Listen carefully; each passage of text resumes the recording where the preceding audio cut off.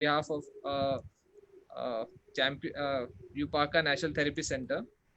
Uh, Today's session, as you all know, it is a sequence of our previous session, जो हमारा previous session था on joint pain. अभी उसी का next जो section है, आज हमारा जो upper limbs and lower limbs का section होने वाला है. अपर लिम्स में आपने देखा होगा कि बेसिकली बहुत सारे जॉइंट पेन होते हैं, तो वैसे ही आज हम लोग इसका कंटिन्यूएशन में आगे के सेशन करने वाले हैं. तो पहले मैं स्टार्ट करूंगा हमारा ब्रीफ इंट्रोडक्शन के बारे में. व्हाट एग्जैक्टली इज यूपाका natural therapy centre. It is a beautiful naturopathic centre located at Mount Abu, and Mount Abu itself, as you all know, it is very like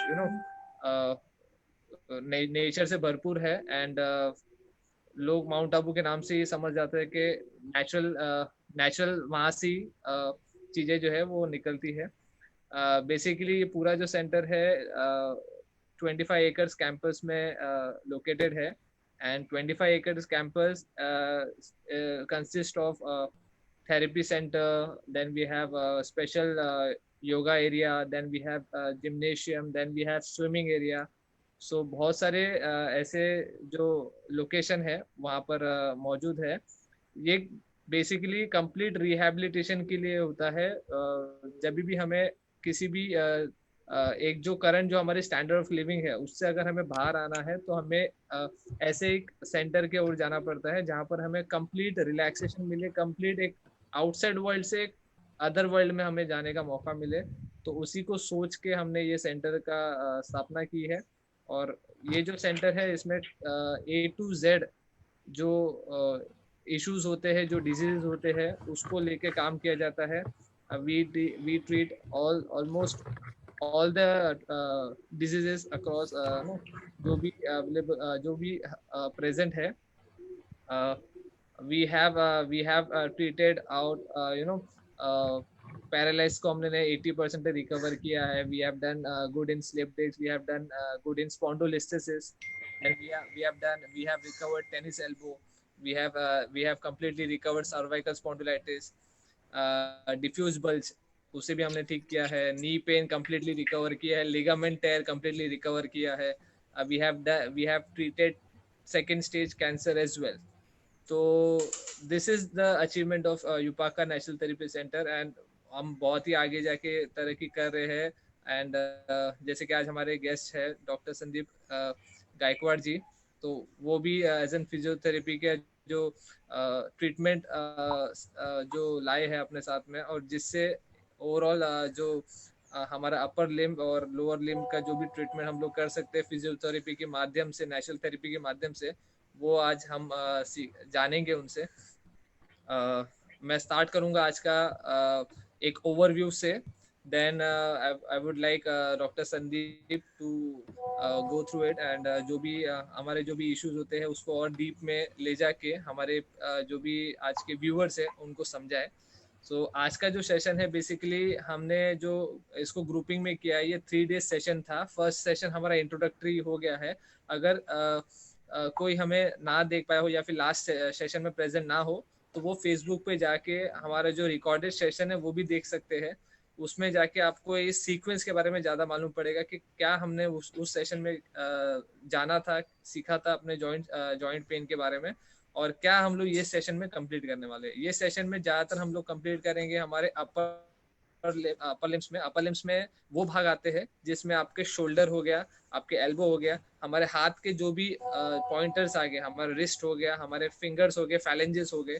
तो जो भी हमारे पार्ट्स आते हैं हम उसको कवर करते हैं. और लोअर लिम्ब में जैसे आपको पता है कमर के नीचे वाला जो भाग होता है, कमर के नीचे वाला जो भाग होता है वो लोअर लिम्ब में आ जाते हैं. जनरली हमने देखा है बिकॉज हमारा जो मूवमेंट है, हमारा जो वर्किंग होता है, दोनों आर्म से होता है एंड दोनों पैरों से होता है. बिकॉज दिन भर हमें चलना है और दिन भर हमें हाथ से कुछ ना कुछ काम करना है. तो क्या हो जाता है कि हमारे जो हाथों को रिकवर होने का टाइम नहीं मिल पाता है. कभी कभी ऐसा भी हो जाता है कि गलत पोजीशन में आने की वजह से भी पेन स्टार्ट हो जाता है.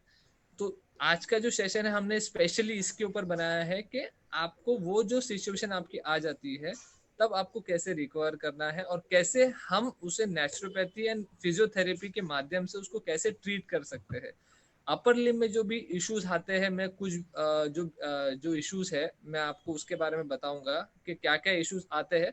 देन हम डॉक्टर संदीप से भी जानेंगे उनसे कि कैसे हम फिजियोथेरेपी में उसका इलाज हम लोग ढूंढते हैं और कैसे कैसे ट्रीटमेंट हम लोग रेमेडी उसके अंदर कर सकते हैं और क्या कैसे वो चीजें अराइज होती है। एंड देन फिर बाद में मैं आपको नेचुरोपैथी में भी उसको बताऊंगा कि कैसे हम उसको एक आइसोलेटेड जगह में या फिर आइसोलेटेड ट्रीटमेंट देके कैसे हम उसको ठीक किया जा सकता है।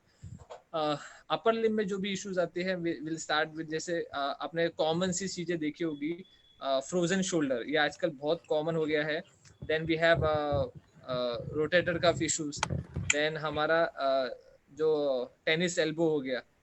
Then we have wrist dislocation, wrist का इश्यूज होता है। तो ये सब जो चीजें हैं ये हमारे ज्यादातर अपर लिम में आ जाती है। तो यही चीजें हम आज जानेंगे डीप में कि व्हाट एग्जैक्टली और कैसे ये चीजें अराइज भी होती है और कैसे हम उसको ठीक भी कर सकते हैं। और वही वैसे ही लोअर लिम में हमने देखा है बहुत सारे इश्यूज आते हैं। So I would request doctor Sandeep ji, welcome doctor Sandeep sir. नमस्कार। नमस्कार सर। तो हमारे व्यूवर्स रेडी है सर जानने के लिए कि क्या क्या इश्यूज होते हैं हमारे अपर लिम में और कैसे हम लोग उसका मतलब उसको कैसे ट्रीट कर सकते हैं हाँ नेचुरली जी। And completely away from from medication and थोड़ा सर्जरी को अवॉइड करना चाहे तो कैसे हम फिजियोथेरेपी एंड नेचुरोपैथी को यूज कर सकते हैं। हाँ तो जी। Over to you sir. या I am audible? Yes sir, you audible, clearly audible. Now I am audible? Yes sir, yes. Because I was getting echo, that's why I'm asking. Okay. So thank you very much for a kind introduction, Dr. Suvesh. We या will see today the osteoarthritis of upper limb, हाथ कंधे के wrist joint के, elbow joint के जो तकलीफें हमारे osteoarthritis की वजह से होते हैं वो राइट आज हम जानने वाले हैं।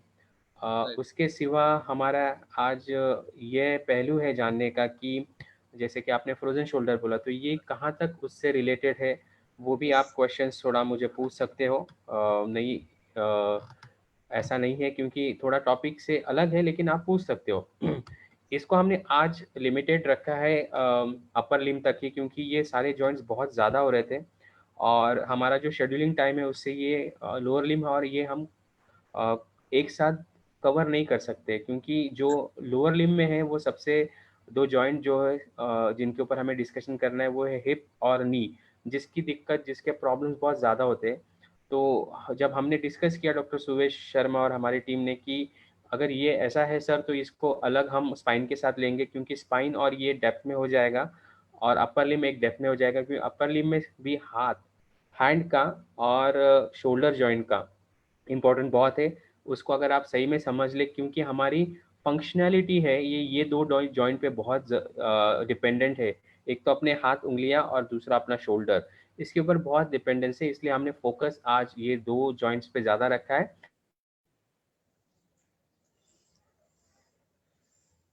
Yes sir.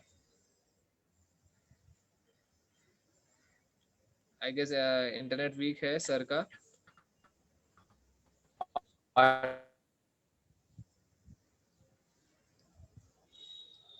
डॉक्टर संदीप आपका इंटरनेट नेक्स्ट में। से उनको बोल दिया, हाँ लेक्चर लेक्चर चालू आहे. 8:30ला संपेल, मी करतो परत 8:30.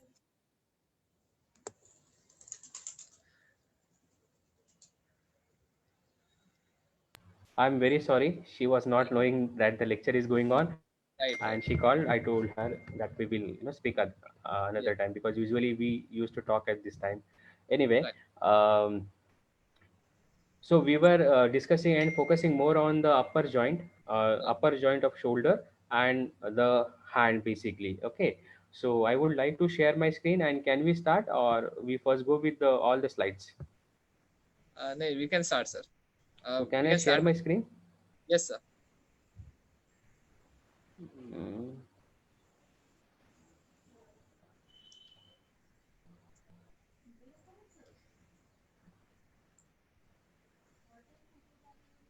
Yes sir, clearly.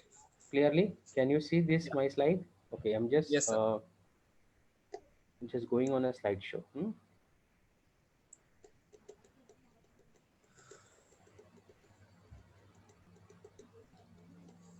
आज का जो सेशन है वो क्लियरली जैसे डॉक्टर संदीप ने बताया कि osteoarthritis related to upper limb, तो ये भी बहुत अच्छा टर्म है। और कैसे ऑस्टियोआर्थराइटिस ज़्यादा से ज़्यादा पेन के लिए रिस्पॉन्सिबल है हमारे अपर लिम्ब के लिए, वो आज जानने में बहुत मज़ा आएगा आज। और मैं चाहूँगा कि मतलब जितने भी जो हमारे व्यूअर्स है, आपके जो भी क्वेश्चंस होते हैं you please raise in the chat box. आप चैट बॉक्स में अपने क्वेश्चन राइज कर सकते हैं। एंड जो भी हमारे जो व्यूअर्स है जो हमें फेसबुक पे देख रहे हैं, you can also right it in the comment section, ताकि हम लोग वो जो है क्वेश्चन जो है वो राइज कर पाए और वो हम ज़्यादा से ज़्यादा आंसर दे पाए उसका। Okay sir, over to you sir. Thank you Suresh. Just a moment. I'm just getting this little bit glitch over here. हाँ हाँ The screen is showing me the other. Just yeah, that's fine. Now it's fine. Okay. cool. Okay. So here we start. Okay. Thank you very much, everyone. And I will हाँ take your little bit time. So be patient for your questions, and we will ask and solve your questions at the end of the session. Okay. Yes So Q&A will be last of the session. We just start with the presentation. There are some do's and don'ts which we have already do, and you can read on your screen.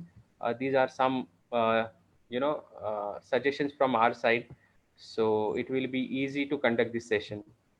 Right Our vision and our center is already introduction given by the Dr. Suvesh Sharma, and these are some facilities which is available at our center at Abu Road, Rajasthan.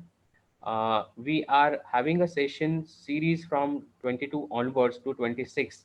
So first session we is already done with the introduction and what is joint pain and osteoarthritis, and now today we are talking about mainly on upper limb and lower limb. But due to the focusing on the upper limb, we are trying to go through with the upper limb major joint called as the shoulder joint and wrist joint. हम इस बार ये देखने जाने वाले हैं कि हमारा जो शोल्डर का जॉइंट है उसमें जो प्रॉब्लम्स होते हैं वो, और जो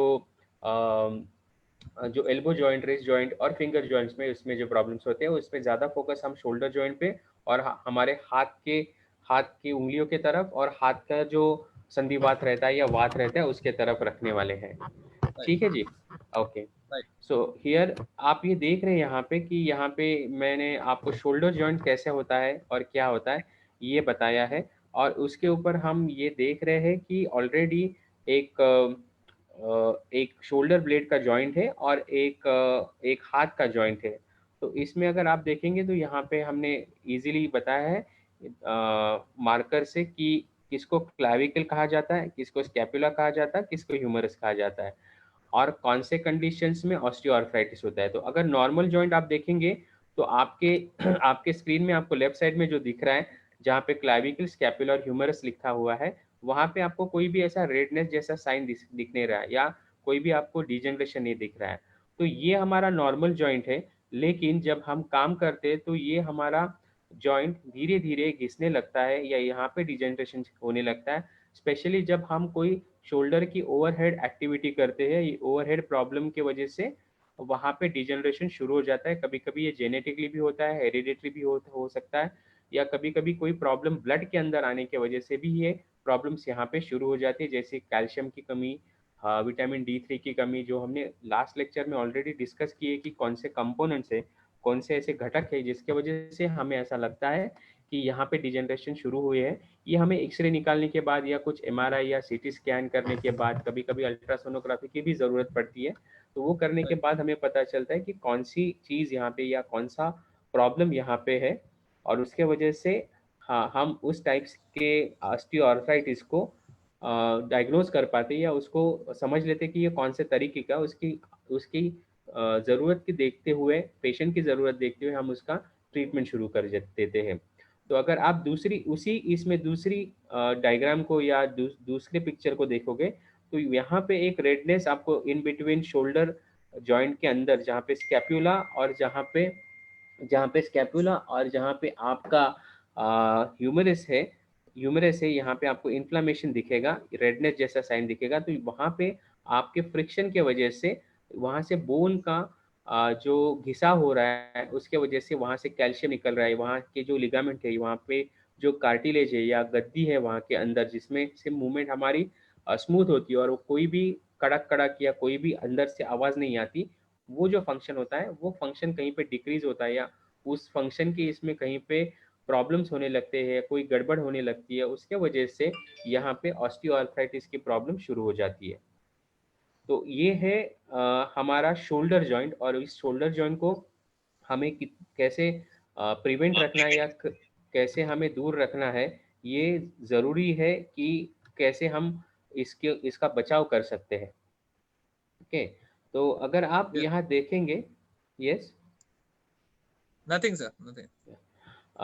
यहाँ हम देखेंगे तो आप यहाँ पे देखेंगे कि मेनली तो सबसे ज़्यादा ये है कि यहाँ पे पेन एंड स्टिफनेस बहुत ज़्यादा हो जाती है शोल्डर में। आप देखोगे कि बहुत सारे बार, बहुत सारे टाइम पे आपको ये दिखेगा कि आप जब शोल्डर ऊपर उठाते हो, शोल्डर जब आप ऊपर उठा रहे हो या साइड में ले रहे हो, तो यहाँ पे ज़्यादा पेन स्टिफनेस हो जाता है। उसके वजह से भी आपको बहुत सारी दिक्कतें आने लगती है, और जिसके वजह से आप हर बार बोलते हैं कि नहीं, मेरे शोल्डर में जॉइंट पेन हो रहा है या शोल्डर में कुछ अलग फीलिंग आ रही है, शोल्डर मुझे स्टिफनेस लग रहा है या शोल्डर में गर्माहट लग रही है। तो ये सारे कारण हैं इसके, कि जिसमें आपको ऑस्टियोआर्थराइटिस या संधिवात जो रहता है शोल्डर का या कंधे का, वो शुरू होने की आपको अलार्मिंग साइन है।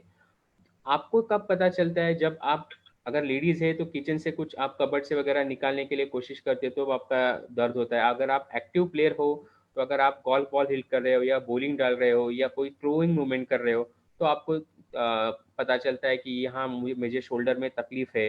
अगर आप सीनियर सिटीजन हो तो कभी कभी आप सुबह उठने के बाद ब्रश करने जाते हो तो आपका कंधा ऊपर नहीं जाता, आपको वहाँ पे दर्द होता है और ऐसा लगता है कि मैं जब ब्रश कर रहा हूँ तो कंधे में दर्द आ रहा है।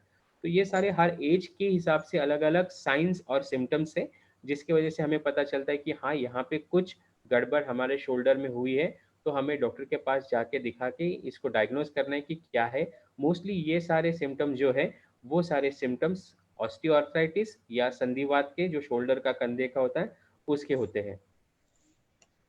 ओके। Okay. और अगर आपको थोड़ा भी हल्का भी संधिवात की शुरुआत है, तो इसके अंदर जो लिगामेंट और जो हमारे अंदर एक शोल्डर के अंदर ग्लिनोइड क्लैविटी करके एक कैविटी होती है, उसके ऊपर एक लिगामेंट होता है, उसको ग्लिनोइड लैब्रम बोलते हैं। वहाँ पे कहीं पे थोड़े थोड़े ऐसे ब्रश जैसे होता है हमारा टूथब्रश, वैसे दाने, या वहाँ पे फ्लेयरिंग ऑफ द मसल्स या फ्लेयरिंग ऑफ द फाइबर्स हो जाते हैं, जो ऐसा खींचा हो जाता है, उसके वजह से भी आपको दर्द होता है। तो अगर आप हाथ अगर उठाने जाओ नींद में या आपके डेली एक्टिविटी, उसमें पेन शुरू हो जाता है। और ये बहुत सारा ऐसा रीज़न है कि जो आपको आपकी नींद से इंटरप्ट करता है, आपकी नींद को खराब कर देता है। और बहुत सारे लोग हमें ये कंप्लेंट या सिम्टम्स बताए कि रात में मुझे नींद नहीं आती या रात में मेरा हाथ दुखने लगता है।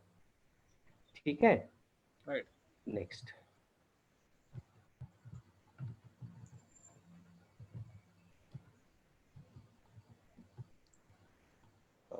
स्टॉप शेयरिंग हुआ है, जस्ट अ मोमेंट। तो काफी अच्छा जानकारी मिला कि मतलब अगर आप सोते वक्त भी मतलब आपको कैसे क्या ध्यान रखना है, तो ये सब चीजें ध्यान रखते हुए आप अपने बॉडी को फॉलो करिए। और ये सब गाइडलाइंस जो है, जो आज आपको सर की तरफ से मिल रही है, ये आप अपने डेली बेसिस में आप अपने आप को भी और अपने सराउंडिंग में जो भी आपसे एसोसिएटेड है उनके साथ में भी आपको ये सब चीज़ें बराबर से फॉलो करनी है। क्योंकि जनरली जो खिंचाव आता है जनरली, या फिर ये आता है, ये सब साइंस है, सिम्टम्स है कि आपके बॉडी में कहीं ना कुछ गलत हो रहा है। तो आप अर्ली जितना डिसीजन लोगे इसके लिए, उतना ही आपको वो जो सिचुएशन में जाने के लिए आप बच पाओगे। एंड आपको उतना ही आपको एक्सरसाइज पे भी ध्यान देना है रेगुलर। ओके सर, बहुत अच्छा। Suresh, can you see in my screen, because yes sir, there it is is little bit visible. problem. It is Okay. Visible but slide show it is fine. You, if slide you show want, I'll हाँ। do slideshow again. Just a moment.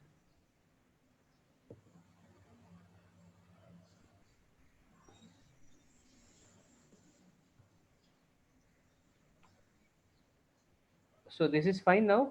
Yes Can you sir, yes. see? Huh? या Okay. या in between it is interrupted and stopped, so I have to again share the screen. Okay, so we were on कि हमें कैसे होता है ये, इसके मालूमात कैसी होती है, या ये कैसे हमें पहचान में आता है कि हाँ अभी हमारे शोल्डर्स में ये तकलीफ या पेन शुरू हो गई है, तो शायद ये ऑस्टियोआर्थराइटिस की तकलीफ हो सकती है।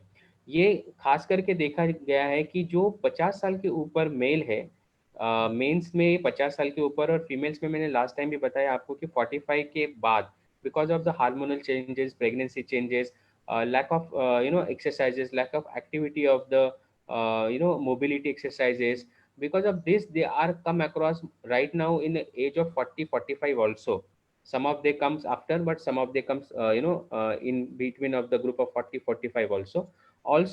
uh, उनको अगर आप देखे जाए तो इनमें ऐसा है कि कभी कभी अगर इनको कोई इंजुरी पहले से है, शोल्डर जॉइंट का फ्रैक्चर हुआ है, शोल्डर पे गिरे हैं, तो उनको भी ये ऑस्टियोआर्थराइटिस जल्दी 40 में या 50 की उम्र के आसपास आ सकता है। सबसे ज़्यादा हिस्ट्री है कि ऑस्टियोआर्थराइटिस ज़्यादा तो जो डायबिटिक पेशेंट है, वो डायबिटिक पेशेंट में ऑस्टियोआर्थराइटिस ज़्यादा आता है, जिनमें हिस्ट्री है कुछ सालों से डायबिटीज़ की भी, और हिस्ट्री है इनमें कुछ सालों से फ्रोजन शोल्डर की भी। अगर आपको फ्रोजन शोल्डर की शिकायत हो गई है तो ये अलार्मिंग साइन है कि आप ऑस्टियोआर्थराइटिस की तरफ बढ़ रहे हो। और पेरी आर्थराइटिस ऑफ शोल्डर और एडेसिव कैप्सुलाइटिस, ये दोनों अलग मेडिकल टर्मिनोलॉजी है, जो फ्रोजन शोल्डर को रोजमर्रा जिंदगी में जो हम फ्रोजन शोल्डर बोलते हैं उसके लिए बोला जाता है। तो डायबिटीज़ एक ऐसी बीमारी है जो ऑस्टियोआर्थराइटिस और फ्रोजन शोल्डर को ज़्यादा जल्दी अकर करने के लिए कारणीभूत रहती है। और सबसे इम्पोर्टेंट है कि अगर आपको जेनेटिकली आपको अगर ये है exposure to the osteoarthritis disease है, आपके घर में किसी को अगर पहले से हिस्ट्री है, जैसे आपके दादा दादी, नाना नानी, मम्मी पापा, तो आप में यंग स्टेज में भी ऑस्टियोआर्थराइटिस 40 या 50 में आने के चांसेस होते हैं।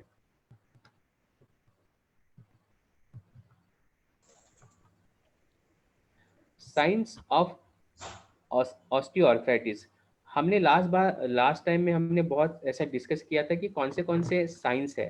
तो साइंस मीन चिन्ह है जिसमें, तो आपको लगेगा, आप अगर हाथ जब घुमाते हो या हाथ से एक्टिविटी करते हो शोल्डर जॉइंट में, तो आपको लगेगा कि वहाँ पे कुछ अंदर घिस रहा है, ऐसा लग रहा है। तो वो है आपका कार्टिलेज को, अंदर की जो गद्दी होती है उसको डैमेज करते हैं। फिर कभी कभी किसी किसी को लगता है कि अंदर कोई बोन बढ़ गई है, उसके वजह से चुभन अंदर हो रही है, जो एक्सेस ऑफ ग्रोथ के वजह से होती है, एक्सेस ग्रोथ के वजह से होती है। ओके, फिर उसके बाद ऐसा कुछ होता है कि बोनी लीजन्स मीन्स अंदर कोई ऐसा, कभी कभी बोन के अंदर सूजन के वजह से अंदर कुछ टाइप के ट्यूमर्स होने शुरू हो जाते हैं, जो कैंसरस नहीं होते लेकिन नॉर्मल ट्यूमर्स होते हैं। तो वो भी आपको ऐसा लगता है कि हाँ इसके वजह से मुझे यहाँ पे तकलीफ होना शुरू हो गई है। चौथा इंपॉर्टेंट साइन है इन्फ्लामेशन। इन्फ्लामेशन मीन्स मैंने अंदर आपको बोला, बहुत बार बोला है कि जब आप शोल्डर जॉइंट घुमाते हो या कोई जॉइंट घुमाते हो, जब आपको गर्माहट ज़्यादा लगती है या सूजन वहाँ पे ज़्यादा लगती है, तब ऐसा होता है कि बहुत सारी बार वहाँ पे इन्फ्लामेशन बढ़ता है, कि जो एक रिपेयरिंग की प्रोसेस है, लेकिन इस रिपेयरिंग की प्रोसेस में कुछ तो गड़बड़ हो जाती है, और ये आपको उस टाइम पे पेन देना शुरू कर देती है, और आपके अंदर के जो कार्टिलेज है उसको थोड़ा सा बिगाड़ने का काम करते हैं। कभी कभी changes of other soft tissues, जैसे कि आसपास वाले लिगामेंट है या कार्टिलेज है, उनका डिटोरिएशन या उनका पानी सिकुड़ जाने की वजह से उनमें श्रिंकेज आ जाता है। कभी कभी जॉइंट स्पेस के दोनों के बीच में थोड़ा सा जो डिस्टेंस होता है वो कम होता है, वहाँ पे कुछ आपको ऐसे लगते हैं कि बोनी स्ट्रक्चर्स ग्रो हो गए हैं, और उसके वजह से आपके मूवमेंट जब आप कर रहे हो तब थोड़ा सा चुभन जैसा पेन आता है। ये सारा आजू बाजू के जो टेंडन है, लिगामेंट है, कार्टिलेज है, सॉफ्ट टिश्यू है, एक्स्ट्रा मसल्स है, उसके अंदर जो जड़न गड़न होती रहती है, या उसके अंदर जो रिपेयरिंग या रिमॉडलिंग की सिचुएशन होती रहती है, उसके वजह से आपको आर्थराइटिक पेन होने के चांसेस ज़्यादा बढ़ते हैं या लगते हैं। कुछ सिम्टम्स हैं जो हमें देखने हैं, जो मैंने पहले भी बताए थे कि शोल्डर में, जैसे कि अगर आप देखोगे तो बहुत सारी बार आपको ऐसा लगेगा कि स्टिफनेस होता है या पेन होता है, और उसके वजह से आपको ऐसा लगेगा कि हाँ, मेरी जो मूवमेंट पहले हो रही थी, जो मेरी 1 साल पहले हो रही थी या 6 महीने पहले हो रही थी या 3 महीने पहले हो रही थी या महीने भर पहले हो रही थी, वो कम आ गई है। और पेन आपको टिपिकल ऐसे बीच वाले आप रेंज में रहेगी, जब आप किसी चीज़ को उठाने जा रहे हैं या किसी चीज़ को ऊपर रखने जा रहे हो या किसी चीज़ को ऊपर से नीचे लेके जा रहे हो या आप शोल्डर आपका घुमा रहे हो, इस सारे चीज़ों में आपको ऐसा दिखेगा कि हाँ, यहाँ पे मुझे पहले पेन नहीं होता था लेकिन अभी होने लगा है, और अभी जो मेरा स्टीफनेस है वो भी बढ़ने लगा है। ये स्टीफनेस कैसे बढ़ता है कि पहले आपको किसी मूवमेंट करने के लिए फुल फुल रेंज में जाने के लिए किसी की मदद नहीं लगती थी, लेकिन कभी कभी आपको लगता है कि नहीं, मुझे थोड़ा यहाँ पे अटक रहा है और उसके आगे जाने के लिए मुझे किसी की मदद लेनी पड़ती है। खास करके हम जब शर्ट पहनते हैं या टी शर्ट पहनती है, या लेडीज में जब वो अपने सूट का बटन लगाते हैं या पिन लगाते हैं या जिप लगाते हैं पीछे, तो उनको ये रेंजेस में तकलीफ हो रही है पता चलता है, या साड़ी का पिन लगाते हैं तब उनको ये पता चलता है कि हाँ, मेरे शोल्डर जॉइंट में कुछ तो तकलीफ है। और ये सारे इसके सिम्टम्स है कि हाँ, मुझे शोल्डर जॉइंट में ऑस्टियोआर्थराइटिस की कुछ तो तकलीफ होने लगी है। राइट। राइट। और सारे सिम्टम्स क्या है इसमें कि कुछ क्रैकिंग नॉइजेस आ जाते हैं, जैसे कि हम हाथ घुमाते वगैरह है, वहाँ पे फ्लूइड की मूवमेंट ठीक से नहीं हो पाती या होने में कोई दिक्कत हो जाती है, और उसके वजह से जो दो बोन्स होते हैं जो पास आ गए, जिनका डिस्टेंस कम हो गया है, वो एक दूसरे के ऊपर घर्षण करना शुरू करते हैं, फ्रिक्शन करना शुरू कर देते हैं। उस फ्रिक्शन के वजह से आपको लगता है कभी कभी वहाँ पे अगर थोड़ा सा कार्टिलेज जो है, जो गद्दी है वो घिस गई होगी, तो दोनों बोन का कांटेक्ट होता है और उसके वजह से आवाज आती है। लेकिन मैंने लास्ट टाइम बोला कि यंग एज में ये आवाज आना इतना बुरा नहीं माना जाता, लेकिन ओल्ड एज में इसको जरूर देखना चाहिए कि ये आवाज किस वजह से आती है, क्योंकि कभी कभी हमारे शरीर में जो वात रहता है उसमें नाइट्रोजन गैसेस रहते हैं, और हमारा जॉइंट एक जगह पे जाके लॉक होता है, उसको अनलॉक करना भी जरूरी होता है। तब जब आप आपकी हाथ की उंगली या क्रैक करते हो या आपके पैरों की उंगलियां क्रैक करते हो, कभी कभी आपके एंकल की, कभी शोल्डर की भी, कभी गर्दन आप टक टक करके मोड़ते हो साइड में, तो उसके वजह से वो जो लॉकिंग होती है वो अनलॉक हो जाती है और वो ओपन हो जाती है, और आपकी रेंजेस भी बढ़ती है और आपको वहां पे दर्द भी नहीं होता है। तो ये कभी कभी करना जरूरी है यंग एज में। लेकिन अगर आप 60 साल के ऊपर हो या आपको कोई तकलीफ है ब्लड प्रेशर या वर्टाइगो की, तो आप ये जरूर गर्दन मोड़ने की ये हरकत मत कीजिए, शोल्डर मोड़ने की हरकत मत कीजिए, बल्कि आप आपके डॉक्टर साहब का एक बार जरूर जाके सलाह लीजिए कि जिसके वजह से ये क्यों हो रहा है, ये आपको पता चलेगा। क्योंकि कभी कभी वर्टाइगो में ऐसा करना थोड़ा सा खतरनाक हो सकता है और उसकी वजह से आपको आगे जाके तकलीफ हो सकती है। क्रेपिटस जो हम बोलते कि आवाज आती है, हम जब हमारे उंगलियां क्रैक करते हैं या हम मोड़ते हैं, तो हमें अच्छा तो लगता है, लेकिन जब जब कभी आप शोल्डर जॉइंट को हिलाते हो, ऊपर नीचे करते हो, साइड में करते हो, एल्बो जॉइंट को करते हो, उंगलियों को करते हो, तो उसके अंदर से जो कट कट आवाज आती है उसको क्रेपिटिस बोलती है। और ये क्रेपिटिस ऐसा एक साइंस एंड सिम्टम्स है जो हमें डॉक्टरों को एक दिखाता है कि हाँ, इसमें यहाँ पे कैल्शियम की कमी हो गई है, यहाँ पे फ्लूइड की कमी हो गई है, यहाँ पे कार्टिलेज का ज़्यादा घिसना शुरू हो गया है, और उसके वजह से आपको हमें एक्सरे करने के लिए हम बोलते हैं, और उस एक्सरे के इसमें हमें थोड़ा सा उसका अंदाजा आता है या दिखाई पड़ता है कि हाँ, यहाँ पे थोड़ी सी दिक्कत इनको आ रही है। इसके बाद जो सराउंडिंग मसल्स है वहाँ पे, जो शोल्डर जॉइंट के मसल्स है, एल्बो जॉइंट के मसल्स है, या आपके हाथ की उंगलियों के मसल्स भी है, तो आप देखोगे कि वो वीक लगते हैं। आप अगर कोई चीज उठाने जा रहे हो तो उसको उठाने में भी दिक्कत आती है, और आपको उसको उठा के दूसरी जगह रखने में भी दिक्कत आती है। कभी कभी उंगलियों में भी बहुत सारे सीनियर सिटीजन कंप्लेन करते हैं कि जब वो उंगलियां खोलने या ओपन करने जाते हैं, तो उसमें भी उनको जो उंगलियों के जो मसल्स है, आप अगर आप देखोगे यहाँ पे मैं दिखा रहा हूँ, वहां पे आपको ऐसा लगता है कि हाँ, यहाँ पे वो अटक रहे हैं।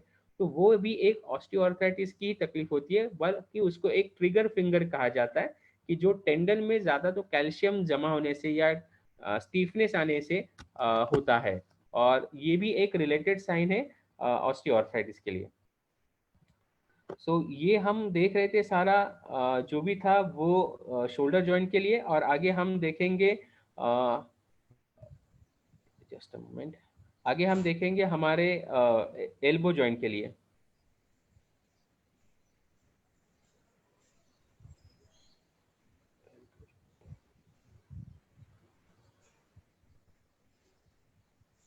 तो एल्बो जॉइंट की तरफ जाने के लिए सारी जो हमने अभी चिन्ह देखे या सिम्टम्स देखे, साइंस देखे हैं, अलार्मिंग साइंस देखे हैं, ये सारे एल्बो जॉइंट में आते हैं। लेकिन एल्बो जॉइंट ये ऐसा जॉइंट है जो एक ही तरफ खुलता है, एक ही तरफ बंद बंद होता है। लेकिन शोल्डर जॉइंट हर दिशा में गोल घूम सकता है, इसके लिए उसको मल्टी डायरेक्शनल बोला जाता है और इसको यूनि डायरेक्शनल बोला जाता है।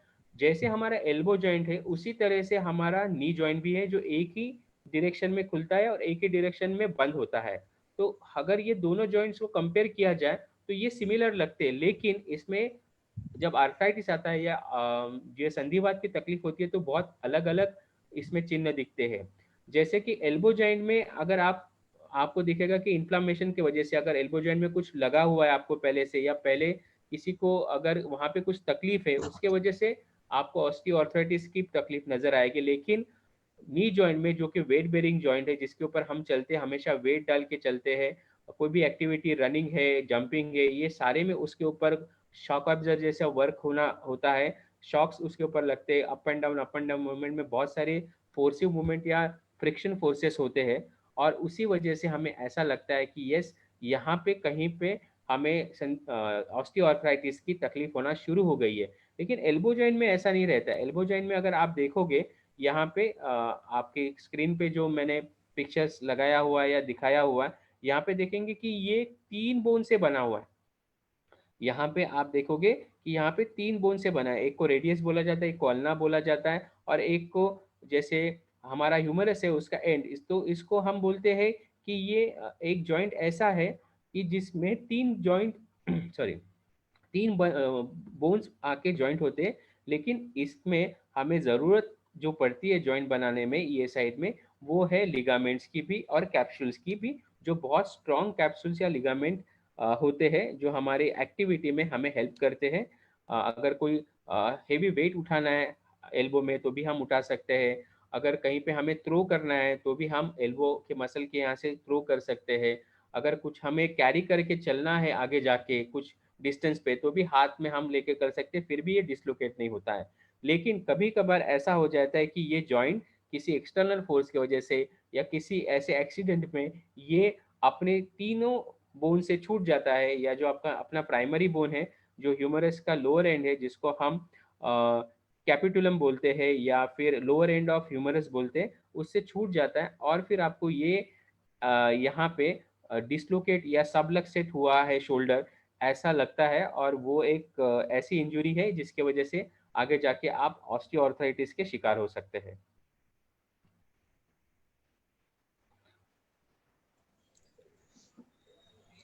डॉक्टर संदीप, आज आज ही के दिन पे एक केस आया था मुझे रिलेटेड टू हाँ जी, एल्बो। हाँ जी, हाँ जी, हाँ जी, हाँ। और उन्होंने भी यही गलती की थी कि मतलब हाइपर एक्सटेंशन करने का कोशिश किया था। तो हाँ, हाँ, वही मुझे देख के याद आ गया। हाँ, हाइपर एक्सटेंशन में भी बहुत बार सबलक्सेशन या डिसलोकेशन हो जाता है, और एग्जैक्टली। उसके वजह से भी इंजरी होती है। वहाँ पे लिगामेंट ओवर स्ट्रेच हो जाते हैं, और ये कैपिटुलम जो है उससे शोल्डर राइट, जॉइंट कभी कभी बाहर निकल जाता है। तो राइट, अगर राइट। अगर ये कार्टिलेज, अगर ये जो शोल्डर जॉइंट है उसमें अगर हम कार्टिलेज के बारे में देखेंगे, तो ऐसे हो जाता है कि कार्टिलेज के यहाँ पे डैमेज हो जाता है। हाइपर एक्सटेंशन या फिर सबलक्सेशन हो गया, या इंस्टेबल जॉइंट होके दोनों यहाँ से स्टेबिलिटी कम हो गई है, तो वो जो शोल्डर के बीच में जो कार्टिलेज है, जो कैप्सूल है, वो घिसना ज़्यादा हो जाता है, और उसके वजह से आपको वहाँ पे वेयर ऑन टेयरिंग कि उसकी झीझ जो रहती है वो ज़्यादा होने लगती है। उसके वजह से फिर आपको वहाँ पे बोन के अंदर फ्रिक्शंस होने चल लगते हैं। फिर आपको वो जो मैंने साइंस बोले, crepitation, crepitus, swelling, inflammatory signs, pains, restriction in the range of motions, ये सारे साइंस दिखने लगते हैं, और उसके वजह से फिर आपको ऑस्टियोआर्थराइटिस का शिकार होना पड़ता है। तो ये है एल्बो जॉइंट के बारे में जो मैंने अभी आपको बताया कि क्यों होते हैं। तो इसमें भी कॉजेस है, अगर आप देखोगे कि जिनको पहले हिस्ट्री है इंजरी के कुछ, वो वाले, या फिर जिनको पहले ही कई यहाँ पे डिस्लोकेशन हो गया है एल्बो जॉइंट में, फ्रैक्चर हुआ है एल्बो जॉइंट में, उसके वजह से, या पहले कोई उनकी सर्जरी हुआ है उसके वजह से उनको रिकंस्ट्रक्ट किया है जॉइंट में, या फिर उनके जॉइंट में जो कार्टिलेज है उसका लॉस हुआ है। और अगर कोई सरफेस है जो रिपेयर नहीं हुआ है या रिपेयर कर नहीं सकते, अगर ऐसा सरफेस है उसके अंदर कोई इन्फ्लामेशन या इन्फेक्शन है, उसके वजह से आप ऑस्टियोआर्थराइटिस का एल्बो जॉइंट में शिकार हो सकते हैं। लेकिन एल्बो जॉइंट का ऑस्टियोआर्थराइटिस बहुत रेयरली दिखा जाता है जिनमें रिकेट्स की बीमारी है, या फिर जिनके बोन पहले से ब्रिटल है, या जिनको कोई बोन के इन्फेक्शन की तकलीफ शुरू हुई हुई है। इन लोगों में अगर आप देखोगे तो यस, इनमें आपको ऑस्टियोआर्थराइटिस ऑफ एल्बो कॉमनली दिखता है। राइट। प्रसाद शेट्टी ने रेज किया है हैंड, कोई query sir? Prasad Shetty. Yes sir. Prakash ji की एक क्वेरीज है या? यस सर, तो आपने शोल्डर जो बोला है, शोल्डर इंजरी, तो एक बार एक वाइल प्लेइंग क्रिकेट ना, तो रन के टाइम मारा था ऑन टफ का ग्राउंड था, तो उसके बाद ना मेरा राइट शोल्डर जो था, आई फेल्ट कि वो डिसलोकेट हुआ था। बट जब मैं रेज हुआ और मैंने थोड़ा शोल्डर मूव किया तो ऑन द स्पॉट था, बट काफी दिनों तक मुझे पेन था। और उसके 2 महीने बाद जब खेल रहा था तो एक स्ट्रेट शॉट खेलते हुए वापस मुझे लगा कि वो डिसलोकेट हो गई। तो अभी भी उसका थोड़ा ऐसे लगता है कि असर है, बट डिसलोकेटेड नहीं लग रहा है, जस्ट फील होता है। तो वो क्या होगा सर?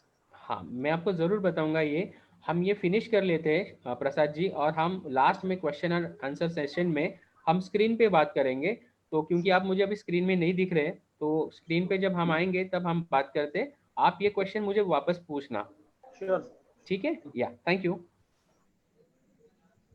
सो ये सारे कॉजेस है, ये सारे कारण हैं कि किसके वजह से एल्बो में भी ऑस्टियोआर्थराइटिस देखा जाता है। बट मैं फिर से एक बार बोल रहा हूँ कि एल्बो का ऑस्टियोआर्थराइटिस बहुत रेयरली होता है। जो एल्बो में ज़्यादा काम करते हैं, एल्बो की एक्टिविटीज़ ज़्यादा है, या कोई मशीन पे काम करे जिसमें एल्बो की एक्टिविटीज़ ज़्यादा है, उसमें उनको ऑस्टियोआर्थराइटिस होने के चांसेस एक्टिविटी रिलेटेड प्रॉब्लम की वजह से हो सकती है। अभी हम आते हैं रिस्ट जॉइंट ऑस्टियोआर्थराइटिस में। एक बहुत ही कॉम्प्लिकेटेड और एक बहुत ही अनकॉमन ये आर्थराइटिस है, लेकिन ये कॉमनली बहुत सारे लोगों में दिखाई पड़ता है। जैसे मैंने फिर से बोला कि ये अनकॉमन है, रेयर है, लेकिन कॉमनली पीपल में दिखता है जिनके हाथों की एक्टिविटी ज़्यादा है, या जिनको कैल्शियम की कमी है, विटामिन D3 की कमी है, थायराइड में उनके कुछ माल फंक्शन हुआ है, या जिनकी एक्टिविटी उनके हाथ के ऊपर डिपेंड है। बहुत सारे जो ज़्यादा पुशअप्स करते हैं, या जो ज़्यादा हाथ से अपना वर्क करते हैं, कि जिसके वजह से उनके रिस्ट जॉइंट पे ज़्यादा दबाव आता है, या कहीं पे वो गिर गए हैं, कहीं पे रिस्ट जॉइंट की इंजरी हो गई है। जैसे कि बहुत सारे बॉल क्रिकेट खेलते हुए, फुटबॉल खेलते हुए, या कोई अदर गेम्स खेलते हुए गिर जाते हैं। बहुत सारे लोग जब कोई एक्सीडेंट में, बारिश की वजह से गाड़ी स्लिप होती है वगैरह, उस टाइम पे, या घर में जब आप काम करते हो और अगर आप कुछ झाड़ू का काम कर रहे हो, या आप अगर कुछ ऐसा पानी वाला काम कर रहे हो, तो उसमें अगर आप गलती से, अगर आपका पैर फिसल जाता है, तो उसमें भी आपको ये दिक्कत होती है कि आप हाथ के ऊपर, हाथ के बल गिरते हो। उसमें एक छोटा फ्रैक्चर होता है जो मोस्टली रिस्ट जॉइंट के यहाँ पे, और स्कैफॉइड बोन, जो अगर आप कर्सर में, मैं कोशिश करता हूँ आपको दिखाने की, लेकिन जो पॉइंटर हमने लगाया है उसके थोड़े आगे अगर आप स्ट्रेट देखोगे और उसके लेफ्ट में जाओगे, तो वहां पे स्कैफॉइड करके बोन है। स्कैफॉइड करके बोन है, ये बोन में भी बहुत बार फ्रैक्चर होता है, which is one of the rare fracture. और वो जुड़ने में भी डिफिकल्ट होता है, क्योंकि वहाँ पे ब्लड सप्लाई बहुत कम है। और वहाँ पे बहुत लोगों को दिखाया जाता है कि वो या तो रिस्ट आर्थराइटिस हो गए, या फिर स्कैफॉइड बोन की वजह से आर्थराइटिस हो गया हुआ है। तो ये बहुत इंपॉर्टेंट है जो मैंने अभी आपको दिखाया, कि बहुत सारे लोगों को ऐसा लगता है कि हाथ का फ्रैक्चर है, कुछ नहीं होगा, लेकिन अगर सही से अगर आपने प्लास्टर करके या सर्जिकल प्रोसीजर करके अगर उसको फिक्सेशन नहीं किया है, तो आगे जाके आपको रिस्ट जॉइंट के ऑस्टियोआर्थराइटिस का सामना करना पड़ता है। यहाँ पे कोई कोई जेनेटिक भी प्रॉब्लम्स होते हैं। जैसे हम यहाँ पे बोलते हैं कि किंग बॉक्स करके एक इंजरी होती है। बॉक्सर्स को जब वो मुक्केबाज रहते तो उनको मुक्के मार प्रैक्टिस करते हुए जो बैग रहती है, बॉक्सिंग बैग, उसके ऊपर भी ये फ्रैक्चर्स हो सकते हैं। उसके वजह से भी आगे जाके आपको ऑस्टियोआर्थराइटिस का शिकार होना पड़ सकता है। तो स्पेशली मुझे बहुत ज्यादा ध्यान रखने की जरूरत है सर। हाँ, जो किक बॉक्सिंग करते हैं उनको पैरों में भी ध्यान रखना है और हाथों में भी ध्यान रखना है, क्योंकि ये बोन बहुत छोटे हैं, इनका डेंसिटी एरिया, इनका डेंसिटी मिनरल डेंसिटी भी बहुत कम होता है। तो आपको हमेशा ये देखना है कि आपके बोन्स हमेशा स्ट्रांग रहे, और उनका calcium level, D3 level, BMD level, bone mineral density level normal range में रहे, या नॉर्मल से अच्छा रहे थोड़ा सा, तो आप ये ज़्यादा टाइम पे कर सकते हो। Yes sir. ठीक है। तो यहाँ पे मैंने दिखा आपको लिखा स्क्रीन पे बताया भी है और लिखा भी है कि ऑस्टियोआर्थराइटिस क्यों है, क्योंकि ये ऐसी एक रेयर आर्थराइटिस है जो हमें दिखाई तो पड़ती है, लेकिन लोग बहुत सारे लोग इसको ना निग्लेक्ट करते कि नहीं ठीक है हाथ का पेन है हो जाएगा, हाथ का पेन है हो जाएगा। और जब ये बढ़ता है, ज़्यादा बढ़ता है, तब हमें लगता है कि नहीं ये बहुत बड़ी प्रॉब्लम्स है और इसको हमें कहीं से तो कहीं कहीं कहीं पे तो हमें इसको नीचे कंसिडर करके हमें डॉक्टर को दिखाना है, या क्यों हो रहा है इसका कुछ संशोधन करके हमें इनको नीचे नीचे की जो अंडरलाइन बीमारी है, नीचे का जो अंडरलाइन कॉज है, उसको हमें उसको हमें कहीं पे तो ये करना है, सॉल्व करना है।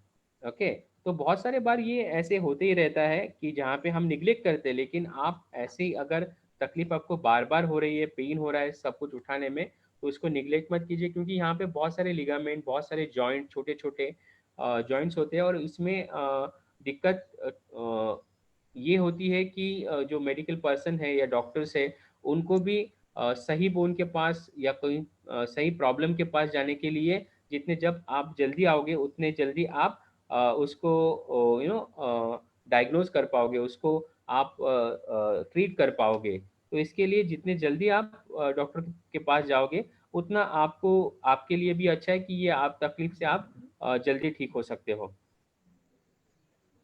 Right. सॉरी। और सो हमने देखा कि बहुत सारे बार जो रिस्ट जॉइंट में कार्टिलेज वगैरह रहते हैं, उसके अंदर अगर ज़्यादा घर्षण होना लगे या फिर वहाँ पे ज़्यादा एक्टिविटी है जिसको रिपीटेटिव वर्क ऑफ एक्टिविटी बोलते हैं, उसमें भी ये होता है। बहुत सारे हम लोग आजकल कंप्यूटर्स कंप्यूटर्स पे काम करते हैं, कंप्यूटर्स पे काम करते हैं, तब हम माउस पे भी वर्क करते हैं। तो माउस में हम जब वर्क करते हैं तब उस टाइम पे भी जो हमारी उंगलियों में दर्द हो जाता है या हमारे रिस्ट जॉइंट में दर्द होता है, बहुत सारे लोगों को अपने थंब में स्पेस बार मार मार के भी दर्द होता है। तो ये अलग अलग कंडीशन से, प्री कंडीशन से ऑस्टियोआर्थराइटिस के, तो डिकर्वेंस डिसीज जिसको बोला जाता है, जिसमें स्वेलिंग और कार्टिलेज में ज़्यादा तो इन्फ्लामेशन होने की वजह से तकलीफ होती है, वो भी एक इंडिकेशन साइन माना जाता है कि आगे जाके ये पर्सन को ध्यान रखना चाहिए कि इनको ओए arthritis means arthritis of wrist joint के चांसेस ज़्यादा है करके। और अगर ये तकलीफ आपको है रिस्क की, तो इसमें आप जो डॉक्टर्स होते हैं ऑर्थोपेडिक, उनको दिखाने से ज़्यादा जो हैंड स्पेशलिस्ट है या जो हैंड सर्जन्स है उनको दिखाना ज़रूरी है, क्योंकि ये हैंड के भी स्पेशलिस्ट होते हैं और उनको इसमें ज़्यादा नॉलेज है, उनको इसमें ज़्यादा मालूमात होती है। उसके वजह से अगर आपके हाथ की तकलीफ है तो हैंड सर्जन का एडवाइस लेना मैं मानता हूँ कि बहुत अच्छा रहेगा than an orthopedic who sees all over the body और specific joints। लेकिन हैंड सर्जन इस हाथ में इतने सारे स्ट्रक्चर्स, इतने सारे muscles, ligament, sensory nerves, blood vessels, bones, आप मानोगे नहीं यहाँ पे इसी एरिया में इतने सारे बोन्स है कि इसका हर एक का स्टडी अलग है। तो अगर आप हैंड सर्जन को दिखाते हो तो आपका डायग्नोसिस बहुत जल्दी और बहुत एक्यूरेट हुआ होगा। ऑस्टियोआर्थराइटिस ऑफ रिस्ट में बहुत सारे ऐसे होते हैं जो पोस्ट ट्रोमैटिक होते हैं। पोस्ट ट्रोमैटिक मीन्स आप कुछ इंजरी होने के बाद, कुछ गिरने के बाद, कोई एक्सीडेंट होने के बाद, कुछ टूटने के बाद, कभी कभी कभी आप जो खेल खेलते हैं इसमें कभी कभी आपका बॉक्सिंग जैसे खेल है, किक बॉक्सिंग जैसा खेल है, या जहाँ पे आप हाथ की एक्टिविटी जैसी ज़्यादा है, जैसे आप मान लीजिए क्रिकेट भी खेलते हो तो वो बॉल आके कभी कभी रिस्ट पे लगता है, या बैटिंग करते हुए आपको हर बार आपका रिस्ट घुमाना पड़ता है। तो जिसमें एक्टिविटी ज़्यादा है उसमें भी आपको ये तकलीफ हो जाती है। और ये दो टाइप के बोन्स की वजह से होता है। फर्स्ट इज स्कैपुलोल्यूनेट एडवांस कोलैप्स, जो हमने अभी डायग्राम थी, उस डायग्राम में मैंने देखा था कि दो स्कैपुलोल्यूनेट के पास मैंने कर्सर लेके गया था और वो कोलैप्स अगर वो नीचे दब जाए, इसके वजह से अगर वो नॉन यूनियन हो रहा है, वो जुड़ नहीं रहा है after the fracture scaphoid bone, अगर स्कैफॉइड नॉन यूनियन हो रहा है एडवांस लेवल पे, तो डेफिनेटली वहां पे कोलैप्स होता है, नीचे नीचे बैठ जाता है वो जॉइंट।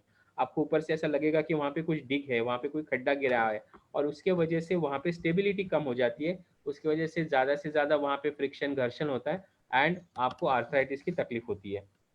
ओके। सो हम हम ऑलवेज बोलते हैं कि ये पोस्ट ट्रॉमेटिक और इंट्रा आर्टिकुलर मीन जॉइंट के अंदर वाला फ्रैक्चर होते हैं, मोस्टली रेडियस और अल्ना के पास। रेडियस और अल्ना जो हमारे थंब के पास के बोन है लॉन्ग बोन, और छोटी उंगली के पास के बोन है लॉन्ग बोन, उसमें अगर कोई फ्रैक्चर या उसमें अगर कोई ट्रॉमा हो गया और उसमें अगर कोई प्रॉब्लम्स हो गई तो वहाँ पे भी आपको ऑस्टियोआर्थराइटिस ऑफ रिस्ट होने के चांसेस बढ़ते हैं। तो जनरली जैसे सर इंजरी जो हमें होती है, जैसे कि मार लगती है हमें बार बार एक ही जगह पे, तो या हमें हाँ उससे थोड़ा सा उससे हमें थोड़ा सा जल्दी रिकवर कर लेना चाहिए, ताकि वो बड़ी ऑस्टियोआर्थराइटिस में तब्दील ना हो जाए। That is the main. हाँ हाँ हाँ। तो ये सही बात है कि अगर आप अगर ये ऐसी कोई तकलीफ है और आप जितने जल्दी इसका डायग्नोसिस कर लो ना, उतना ही यस। आपको अच्छा है कि ये आपको जल्दी पकड़ में आ जाएगा। तो आपके हाथ में जो आपकी फंक्शनल एक्टिविटी होती है, जो आपका यस। फंक्शनल एरिया है बेसिकली, कि जहाँ पे आप ज़्यादा आपका काम करते हो, क्योंकि हाथ की फंक्शनलिटी सबको चाहिए, हाथ के सिवा हम काम नहीं कर सकते। तो इसका जितने जल्दी आप इलाज करो या जितने जल्दी आप इसको फाइंड आउट कर लो, उतनी ही आपका कम टाइम लगेगा ऑस्टियोआर्थराइटिस से बचने के लिए। Yes sir. और ओके। एक क्वेश्चन था। हाँ जी। मैं चाहूंगा कि मतलब आज जो हमारे साथ में आज जो व्यूअर्स है, बहुत काफी युवा दिख रहे हैं हमें। हाँ हाँ। तो जैसे कि सर माल न्यूट्रिशन भी इसका एक कारण हो सकता है कहीं ना कहीं। माल न्यूट्रिशन में जिसमें मैंने बोला आपको कि न्यूट्रिशन ये बहुत इंपॉर्टेंट है, आपका खाना बहुत सही होना चाहिए। मैं आगे आपको बताऊंगा भी कि इसमें कौन से सप्लीमेंट्स और प्रोटीन्स या कैल्शियम्स लेने चाहिए। राइट। उसमें न्यूट्रिशन का ऐसा है, अगर आप नहीं लेते हो तो आपके बॉडी में कैल्शियम और D3 की कमी होती है, अगर आप न्यूट्रिशन ठीक से नहीं लेते हो तो। और अगर थायराइड हार्मोन जो इम्पोर्टेंट हार्मोन है, अगर उसका सिक्रीशन भी नहीं हो रहा है तो भी आपको ये प्रॉब्लम दिक्कत आएगी कि वहाँ पे माल न्यूट्रिशन या न्यूट्रिशन के प्रॉब्लम, जिनको बहुत ही ज़्यादा न्यूट्रिशन का प्रॉब्लम है, उस सिचुएशन में हम रिकेट्स बोलते हैं, जो ज़्यादा तो अभी इंडिया में नहीं देखा जाता, लेकिन अफ्रीकन कंट्रीज में यस डेफिनेटली दिखाया जाता है। हिंदी में उसको मुर्दूस रोग कहते हैं। तो वैसे ही इसमें भी यहाँ पे बोन्स बहुत ब्रिटल होते हैं, टूट सकते हैं। तो उसमें भी माल न्यूट्रिशन का बहुत बड़ा हाथ रहता है। तो यहाँ पे भी माल न्यूट्रिशन का हाथ रहता है। लेकिन जैसे मैंने बताया कि अगर आप एक्टिविटी भी ज़्यादा करें, अगर आप उसका रिपीटेशन और एक्टिविटी कर रहे हो बोन्स और इसमें, जैसे कि अभी मोबाइल पे मोस्टली टाइपिंग होता है, फिर थंब से टाइपिंग होता है, कंप्यूटर में आप देखोगे स्पेस बार लगाया जाता है। तो पहले इतना हाथ के ऑस्टियोआर्थराइटिस के प्रॉब्लम्स नज़र नहीं आते थे, लेकिन अभी ये जो वर्किंग स्टाइल बदल गई है, लाइफ स्टाइल बदल गई है, उसके वजह से जो हाथों के एक्सरसाइजेस और हाथों के एक्सरसाइज के लैकिंग होता है और वर्किंग ज़्यादा बढ़ गया है, उसके वजह से वेर एंड टीयर भी बढ़ता है। तो कैल्शियम वहाँ पे जो डिपॉजिट होना चाहिए और बोन मिनरल डेंसिटी अच्छी तरह बननी चाहिए, वो ना होते हुए वहाँ से बोन से कैल्शियम निकलना शुरू हो जाता है, डिपोजिशन कम होना जाता है, क्योंकि हम उसका यूज भी करते हैं, उस पर ओवरलोडिंग की एक्टिविटी या वेट बेरिंग की एक्टिविटी कम है हमारे हाथों में वगैरह। तो उसके वजह से वहाँ पे माल न्यूट्रिशन के वजह से ऑस्टियोआर्थराइटिस होना पॉसिबल है। होगा ही ऐसा नहीं, लेकिन होने की चांसेस ज़्यादा है। बट सर हमारे यहाँ पर कैसा है, जो हाँ। बच्चे हैं हम्म। आजकल आपने देखा है, वो हाँ पेट भर के खाना खाते हैं, बट फिर भी वो माल नरिश रहते हैं, बिकॉज वो जो चीजें खानी होती है वो नहीं खाते। हाँ जी, तो ये तो हर घर घर की कंप्लेंट है कि जो क्वालिटेटिव खाना चाहिए वो नहीं खाते, और जो क्वांटिटेटिव खाना चाहिए वो खाते, जैसे कि फ्राइड आइटम्स बहुत खाते हैं, या फिर जहाँ पे आप देखोगे कि वो जैसे पीते नहीं है ज़्यादा तो लोग, जिसमें कैल्शियम अच्छा है, तो वो चीज़ें नहीं करेंगे, लेकिन कोल्ड कॉफ़ी ज़्यादा पियेंगे, या फिर कॉफ़ी ज़्यादा पियेंगे, चाय ज़्यादा पियेंगे। तो इसमें आपको न्यूट्रिशंस नहीं मिलता है, इसमें से उनकी न्यूट्रिएंट्स वैल्यू भी कम हो जाती है। अगर आप कोई फ्राइड आइटम कोई भी खाते हो, या जो हमारे चिप्स रहते हैं, या जो जो नमकीन चीज़ें रहती है, तो उसमें फ्राइड होने की वजह से और नमक होने की वजह से उससे नुकसान ज़्यादा है, ना कि आपको और अच्छा है। उसमें कैल्शियम की लेवल्स भी होती है, वो कम होती है। जितना आप थोड़ा सा उबला हुआ खाओगे, या फिर जिसमें थोड़ा फ्राइड नहीं होता है वो खाओगे, उसके न्यूट्रिएंट्स बरकरार रहते हैं वो डिशेस में या वो खाने में। तो मैं कहूँगा कि आप क्वालिटेटिव खाओ, ना कि क्वांटिटेटिव खाओ, और choose your food which make you healthy and happy, rather than unhealthy and giving you obesity or other problems of nutrition, or deficiency of nutrition. Exactly right, sir. Okay so अभी हम आगे बढ़ते हैं। कुछ symptoms wrist osteoarthritis में जो देखे जाते हैं वो है, फर्स्ट ऑफ ऑल तो जॉइंट पेन आपको दिखाएगा, मॉर्निंग स्टिफनेस आपके हाथों में दिखाई पड़ेगा, या बहुत सारे लोगों को, बहुत सारे लेडीज को ये प्रॉब्लम होती है जब वो सुबह पानी में हाथ डालते हैं या पानी से कुछ काम करना तो उनको बहुत स्टिफनेस होता है। जब वो गर्म पानी से थोड़ा हाथों को या उंगलियों को सेक करते हैं या उनको उनमें उस काम करते हैं गर्म पानी में, गुनगुने पानी में, तब उनको अच्छा लगता है। थोड़ा एक्सरसाइज स्ट्रेचिंग करेंगे तब अच्छा लगता है। और ये टिपिकल साइन है कि आपको रिस्ट ऑस्टियोआर्थराइटिस, रिस्ट का कहीं पे प्रॉब्लम या संधिवात हो रहा है।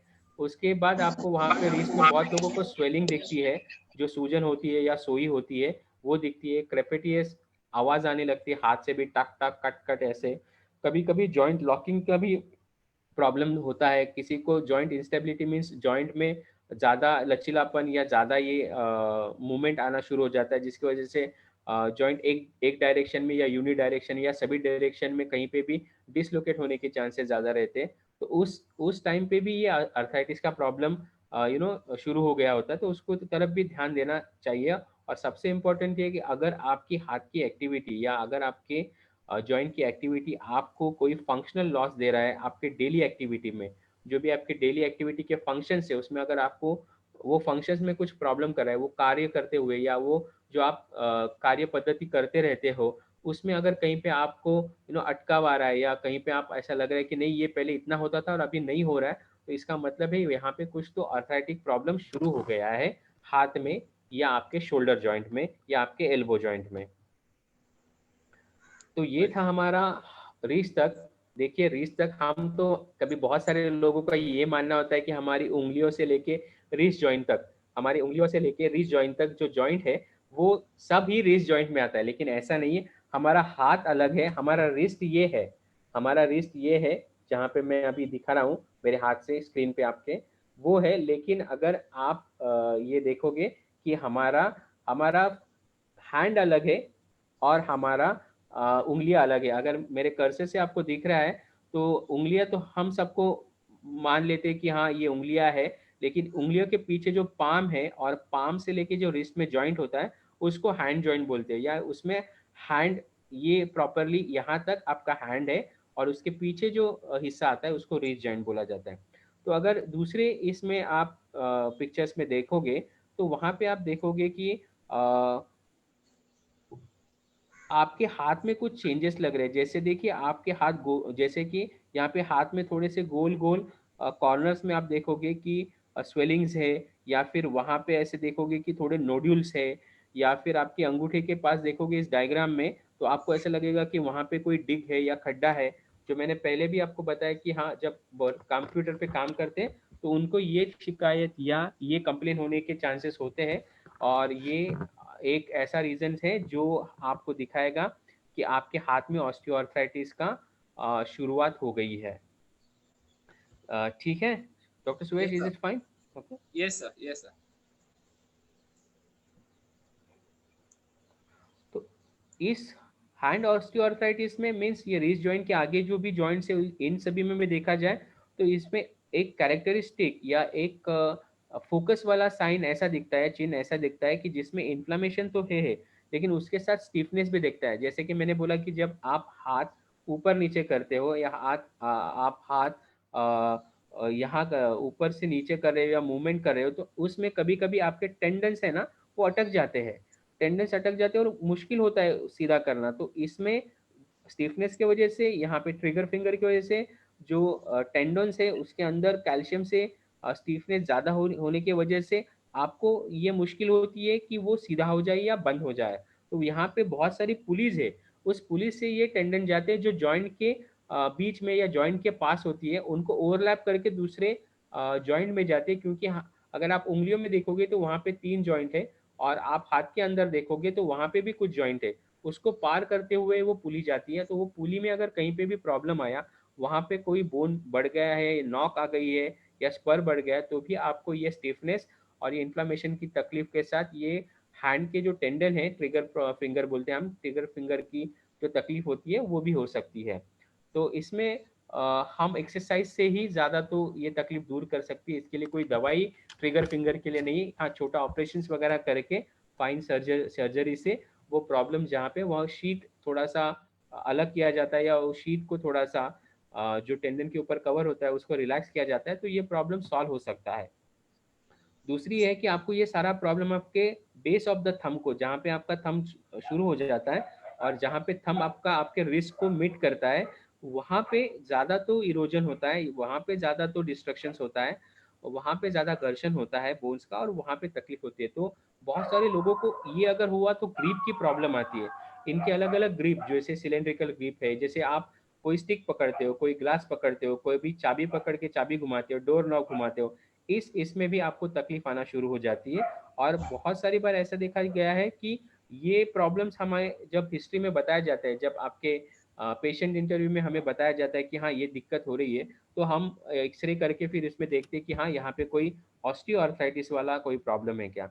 और बहुत सारे लोगों को तो फिंगर टिप्स के पास जो है वहाँ पे भी अगर आप देखोगे तो आपकी उंगलियां मुड़ती हुई दिखेंगी या फिर आपकी उंगलियों में स्टिफनेस वहाँ दिखेगा। खास करके मिडिल फिंगर वाली उंगली है जो ज़्यादा स्ट्रांग और ज़्यादा काम करती है, प्रेशर ज़्यादा लगाती है, वहाँ पे आपको ऐसा दिखेगा कि हाँ यहाँ पे कुछ तो मेरे बोन्स सॉरी जॉइंट्स टर्न होने लगे हैं या जॉइंट्स कुछ प्रॉब्लमेटिक वजह से थोड़ा टिल्ट होने लगे हैं।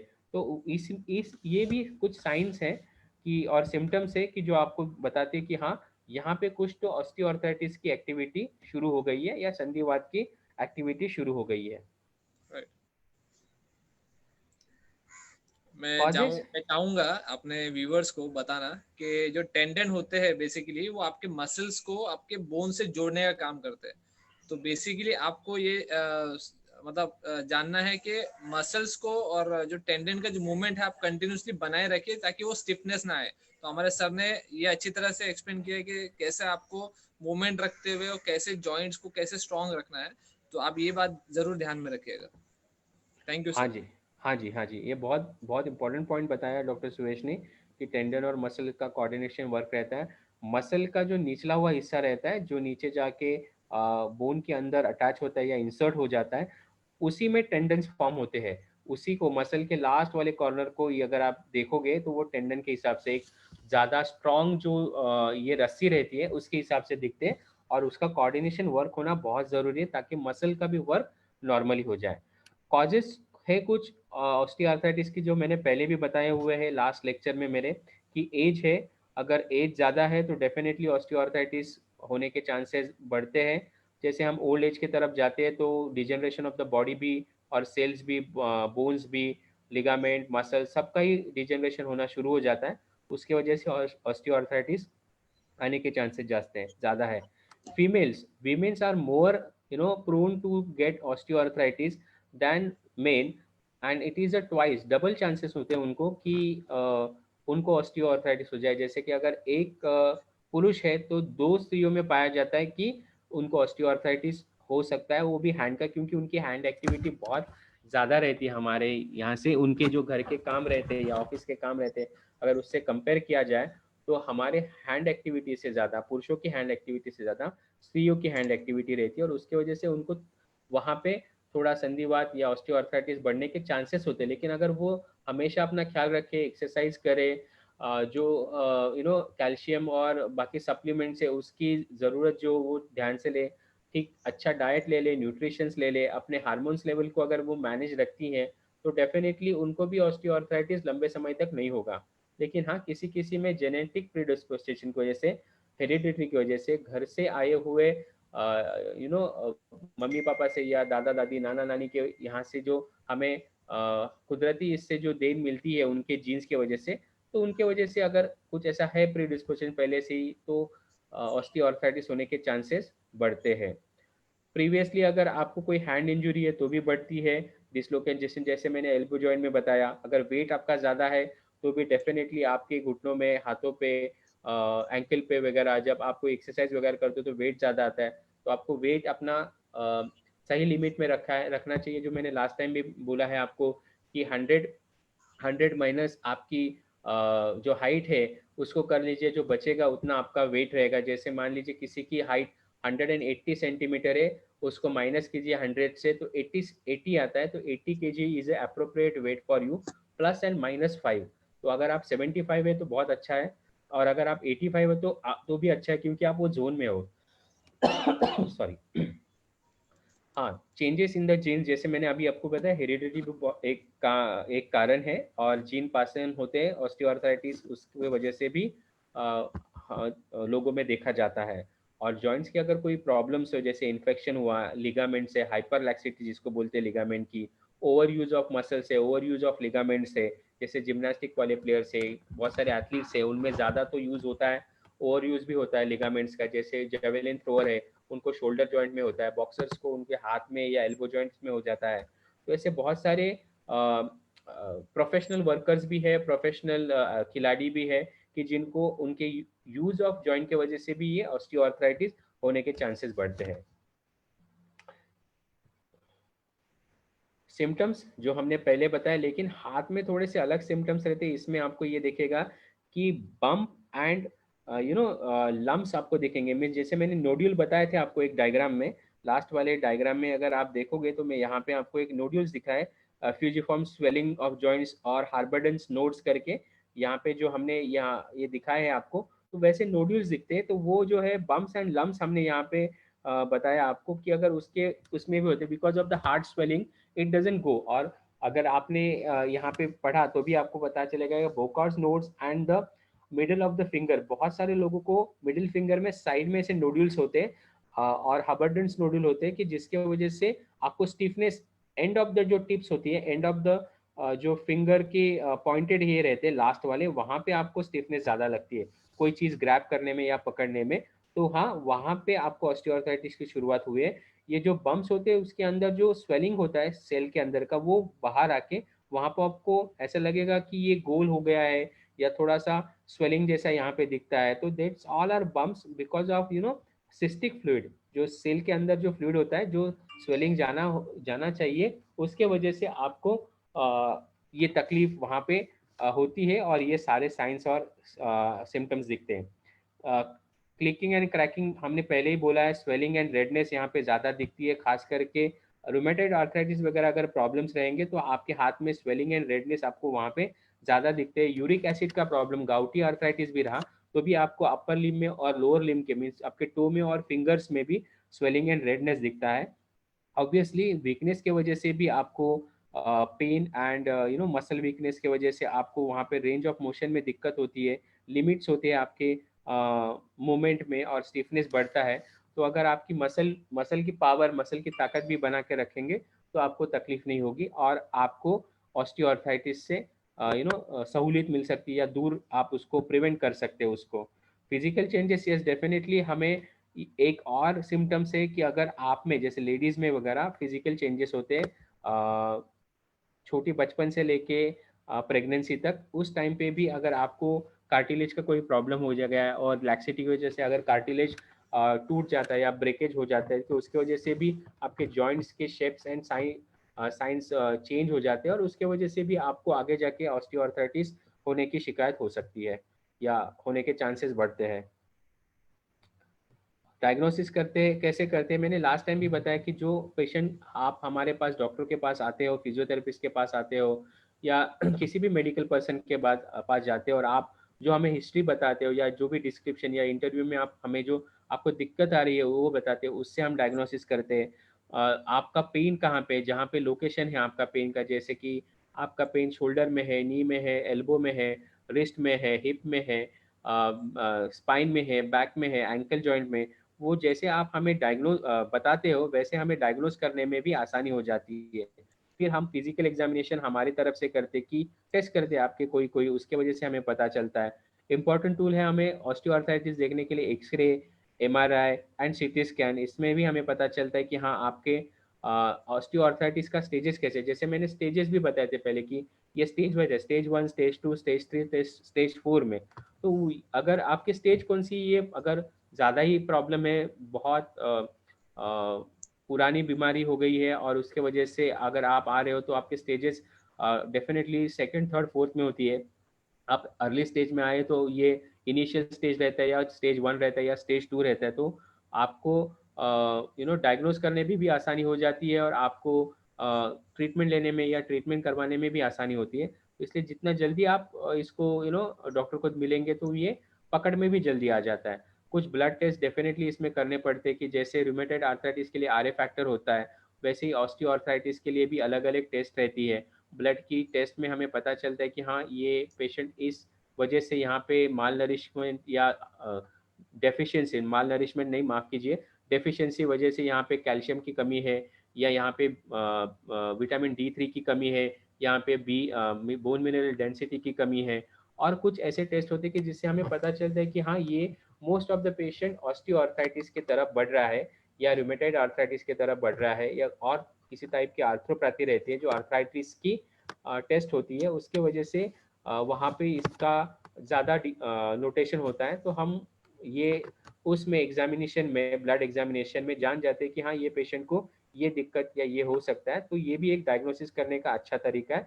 और डेफिनेटली कभी कभी आपके घुटने के अंदर पानी हो जाता है, ऐसी कंप्लेंट आप बताते हैं, या स्वेलिंग आ जाता है, तो वो फ्लूइड फ्लूइड वहाँ पे जो एक्यूमुलेट होता है उसका भी टेस्टिंग करके हमें पता चलता है कि यहाँ पे कौन सी तकलीफ हो सकती है आपको, और ये आपको ऑस्टियोआर्थराइटिस की तरफ लेके जा रही है या नहीं जा रही है।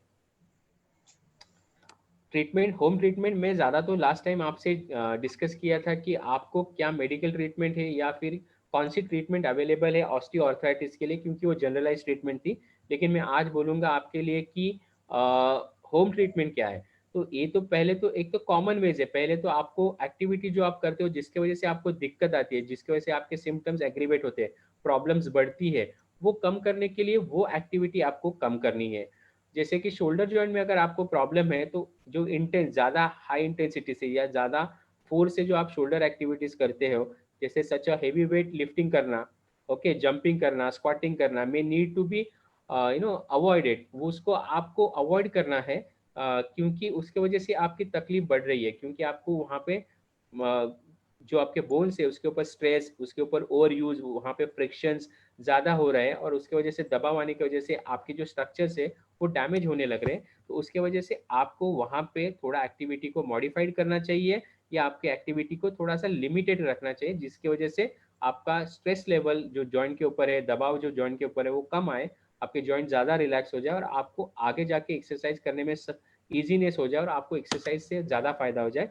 इसलिए एक्टिविटी लिमिट करना है, जिस जॉइंट के लिए प्रॉब्लम है उसी जॉइंट की, ना कि पूरी बॉडी की, सिर्फ जॉइंट जो प्रॉब्लमेटिक है उसी के लिए पीरियोडिक रेस्ट लेना चाहिए। कि मैंने बहुत सारे बार देखा है कि एथलीट्स है या कॉमन पब्लिक है, रोज एक्सरसाइज करते हैं, बिल्कुल रेस्ट नहीं लेते, सातों दिन उनका एक्सरसाइज होता है। तो ऐसा नहीं, बॉडी को जैसे रिपेयर करने की भी जरूरत होती है रिकवरी की वजह से। तो हमें रिकवरी लेने के लिए हफ्ते में 1 या 2 बार, 2 दिन तो कंपलसरी रेस्ट लेनी चाहिए। लेकिन ये रेस्ट दोनों एक साथ नहीं होनी चाहिए। जैसे आप 7 दिन एक्सरसाइज कर रहे हो तो उसमें आपको 3 दिन के बाद एक रेस्ट रहना चाहिए, और नेक्स्ट रेस्ट आपका 4 दिन के बाद होगा, या फिर आपको 2 दिन के गैप के बाद आप रेस्ट ले सकते हो कंप्लीट ये करने के लिए, ताकि आपके बॉडी की रिपेयर, बॉडी का रिकवरी भी अच्छी तरीके से हो जाए, और आपको ज़्यादा आपके बोन्स पे या जॉइंट्स पे या बॉडी मैकेनिज्म पे स्ट्रेस ना आ जाए, और आपको सही इससे रिकवरी की होने की वजह से जो तकलीफ हो रही है वो कम होके आपको उसका फायदा ज़्यादा हो।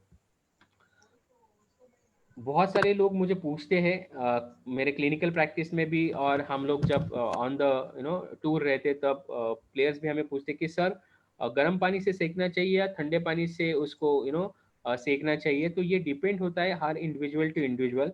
अगर आपको एक्यूट इंजुरी हुई है, मीन्स कोई भी अभी अभी इंजुरी हुई है, जो रिसेंट इंजुरी है, उसके लिए कम से कम 2 से 3 दिन तक आप ठंडे पानी से या बर्फ से उसको सेक सकते हो, ताकि वहाँ का इन्फ्लामेशन और वहाँ की स्वेलिंग कम हो जाए, और वहाँ पे जो दर्द आता है वो कम हो जाए। लेकिन आफ्टर 48 आवर और 72 आवर्स के बाद, डिपेंड अपॉन द इंडिविजुअल, आप आगे जाके ना उसमें ये कर सकते हो कि गर्म पानी का भी सेक कर सकते हो।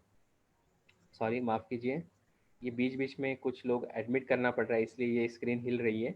Yes, I'm doing that, sir.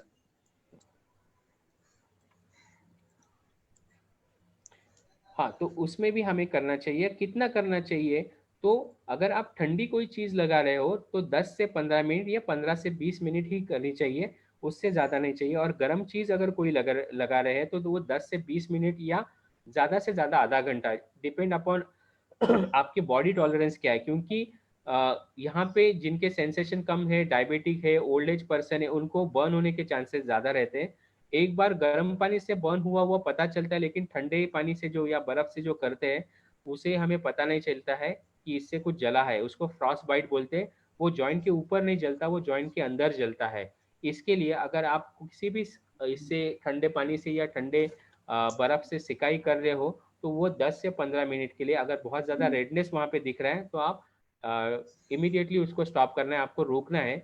और गर्म पानी से भी आप 10 से लेके 20 मिनट तक, मैक्सिमम आधे घंटे तक कर सकते हो। उसके बाद आपको गर्म पानी की थैली या वो जो भी आप थेरेपी ले रहे हो, कुछ कुछ ऑर्थोपेडिक थेरेपी भी आती है जो इलेक्ट्रिकल सिस्टम पे अभी है, वो भी आपको 10 से 20 मिनट तक ही लेना है। 30 मिनट के बाद बर्निंग सेंसेशन ज़्यादा लगने लगता है। उसके बाद आपको रुकना है 1 घंटे के लिए, और उसके बाद 1 से 1.5 घंटे के बाद आप वापस रेस्ट लेके वापस 15 to 20 मिनट्स के लिए गर्म पानी से या गर्म चीज़ से या ठंडे पानी से आप सिकाई कर सकते हो। गर्म और ठंडा एक साथ नहीं करना चाहिए क्योंकि उसका बॉडी के ऊपर भी कॉन्ट्रैक्ट रिएक्शन होता है। तो आइदर आप ठंडे पानी से सेक कीजिए या गर्म पानी से। मैंने बोला जब आपको कुछ लगता है, रिसेंट इंजरी है जिसको हम एक्यूट इंजरी बोलते हैं, तो उसमें आप ज़रूर ठंडे पानी का यूज़ कीजिए, ठंडे बर्फ़ का यूज़ कीजिए। लेकिन जो लंबी बीमारी है जैसे ऑस्टियोआर्थराइटिस है, लो बैक पेन है, इसमें आपको डेफिनेटली गर्म पानी के से सेक करना है। और जो इंजरी जैसे कुछ हमें लग जाता है सर के ऊपर, या हम कभी कभी हमें जब रास्ते से चलते या घर में भी चलते या सीढ़ियों से उतरे, तब हमारा पैर एंकल ट्विस्ट हो जाता है या नी ट्विस्ट हो जाता है, उस टाइम पे आपको बर्फ़ से सिकाई करना बहुत इंपॉर्टेंट है क्योंकि उससे हीलिंग प्रोसेस बढ़ती है। तो ये बहुत बड़ा डिफरेंस है। बहुत लोगों का क्वेश्चन रहता है कि सर इसमें क्या करना है। अगर संधिवात के लिए देखा जाए या ऑस्टियोआर्थराइटिस के लिए देखा जाए तो डेफिनेटली आपको गर्म पानी से सिकाई करनी चाहिए क्योंकि ये थोड़ा सा क्रॉनिक प्रॉब्लम है, ये थोड़ा सा बहुत दिनों से होने वाली दिक्कत आपको होती है। तो उसमें ज़रूरी है कि आप गर्म पानी से सिकाई कीजिए। अगर आपके सिम्टम्स आपको ये रेमेडी से कम नहीं लग रहे हैं तो डेफिनेटली आप ज़रूर आपके डॉक्टर साहब को, आपके फैमिली फिजिशियन को पहले दिखाइए, या आपके कोई ऑर्थोपेडिक पहचान के उनको दिखाइए, या आपके कोई ऐसे डॉक्टर है जिनको आप बता के इसमें सॉल्यूशन ले सकते हैं उनको बताइए, जो नेचुरोथेरेपी डॉक्टर्स है, फिजियोथेरेपिस्ट है, ऑक्यूपेशनल थेरेपिस्ट है, उनसे भी आप बात करके आप सही गाइडलाइंस लेके इसका ट्रीटमेंट आप करवा सकते हो। लेकिन हाँ, घर पे ये 3 या 4 जो चीज़ें बोली उससे ज़्यादा कीजिए। उसके सिवा अगर आप कोई एक्सपेरिमेंटल चीज़ करने वाले हो तो किसी मेडिकल पर्सन को, ये जो आपके वेल विशर्स है जिनको थोड़ा मेडिकल का ज्ञान है, उनसे एक बार सलाह करके ही कीजिए। क्योंकि आजकल बहुत सारी रेमेडीज घर में आती है जो टीवी में एडवर्टाइजमेंट होता है या टीवी में विज्ञापनों में बताया जाता है। अलग अलग इसमें आपको 10 मिनट में आराम हो जाएगा, 15 मिनट में आराम हो जाएगा, तो ऐसा कुछ नहीं होता है। हर चीज़, हर दिक्कत को ठीक होने के लिए उसका उसका अपना टाइम है, उसका टाइम लग सकता है। कोई आपका ड्यूरेशन नहीं कम कर सकता है। हाँ, हीलिंग की प्रोसेस फास्ट कर सकता है, जो आपको ठीक लगना है उसको प्रोसेस को थोड़ा फास्ट कर सकता है, लेकिन जो ड्यूरेशन है उतना ही रहता है। तो ऐसी कोई चीज़ नहीं, ऐसी कोई जादू की दवाई नहीं है या पिल नहीं है, मैजिकल पिल नहीं है कि जो आप खाएंगे और आपको इमीडिएटली 10-15 मिनट में या एक एक दिन में या 2 दिन में आपको ठीक लगेगा। ये जहाँ पे भी आपको ये सलाह मिल रही है या ऐसी एडवर्टाइज या कुछ देख रहे हैं आप, तो आप संभल जाइए कि यहाँ पे कुछ तो फिशी है, यहाँ पे कुछ तो प्रॉब्लमेटिक है। और आप डेफिनेटली आपके एक बार डॉक्टर साहब को या आपके नज़दीकी मेडिकल पर्सन है उनसे पूछ के सलाह करके ही उस ट्रीटमेंट को कीजिए। क्योंकि अगर तकलीफ हुई, दिक्कत हुई, तो वो आपको सफ़र करना है, और वो सफ़रिंग सबसे ज़्यादा बड़ी होती है क्योंकि वो सफ़रिंग आपका कोई दूसरा पर्सन नहीं ले सकता है। इसलिए मैं हर बार मेरे टॉक में बोलता हूँ कि जो भी आप कर रहे हो वो एक बार सलाह से कीजिए, एक बार थोड़ा उसका ज्ञान प्राप्त करके कीजिए, और उसके पीछे कोई साइंस है या कैसे होता है उसका पूरा आप ज्ञान लेके या उसके रिसर्च करके ही वो ट्रीटमेंट को आजमाइए। जो scientific allopathy, naturotherapy, physiotherapy, occupational therapy, ये साइंस बेस्ड जो आयुर्वेदा, होम्योपैथी, ये सारे जो साइंस बेस्ड जो थेरेपीज है, इसमें रिजल्ट आने के चांसेस ज़्यादा होते हैं और ये साइंटिफिकली प्रूव है। तो आप वो प्रूवन ट्रीटमेंट लीजिए, ना कि कोई अनप्रूवन ट्रीटमेंट ले लीजिए।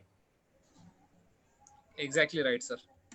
फिजियोथेरेपी के बारे में मैं बताऊंगा क्योंकि आई एम अ फिजियोथेरेपिस्ट। तो आपको एक तो स्ट्रेचिंग एंड स्ट्रेंथनिंग एक्सरसाइज करनी चाहिए। इसमें स्ट्रेच के एक्सरसाइज जो योगा के कोई पोस्चर्स होते हैं वैसे वाले, थोड़ा वजन उठा के या वजन, बॉडी का वजन यूज करके, बॉडी के वेट बेयरिंग यूज करके एक्सरसाइज जो होते हैं वो करके आप आपके फिजियोथेरेपिस्ट के सुपरविजन में या किसी जानकार के सुपरविजन में जो इसमें एक्सपर्ट है, जैसे कि कोई जिम ट्रेनर है या एक योगा ट्रेनर है या एक्सरसाइज एंड जिम ट्रेनर है, स्ट्रेंथ एंड कंडीशनिंग कोच है, उनके सुपरविजन के अंडर डेफिनेटली कर सकते हो, ताकि उनको थोड़ा सा अंदाजा रहता है कि आपकी फ्लेक्सिबिलिटी कितनी है, आपकी रेंज ऑफ मोशन कितनी है, आप कहाँ तक आपकी मसल्स को स्ट्रेंथ उठा सकते हो या वजन उठा सकते हो, तो वो आपको प्रॉपरली अप्रोप्रिएट गाइड करेंगे।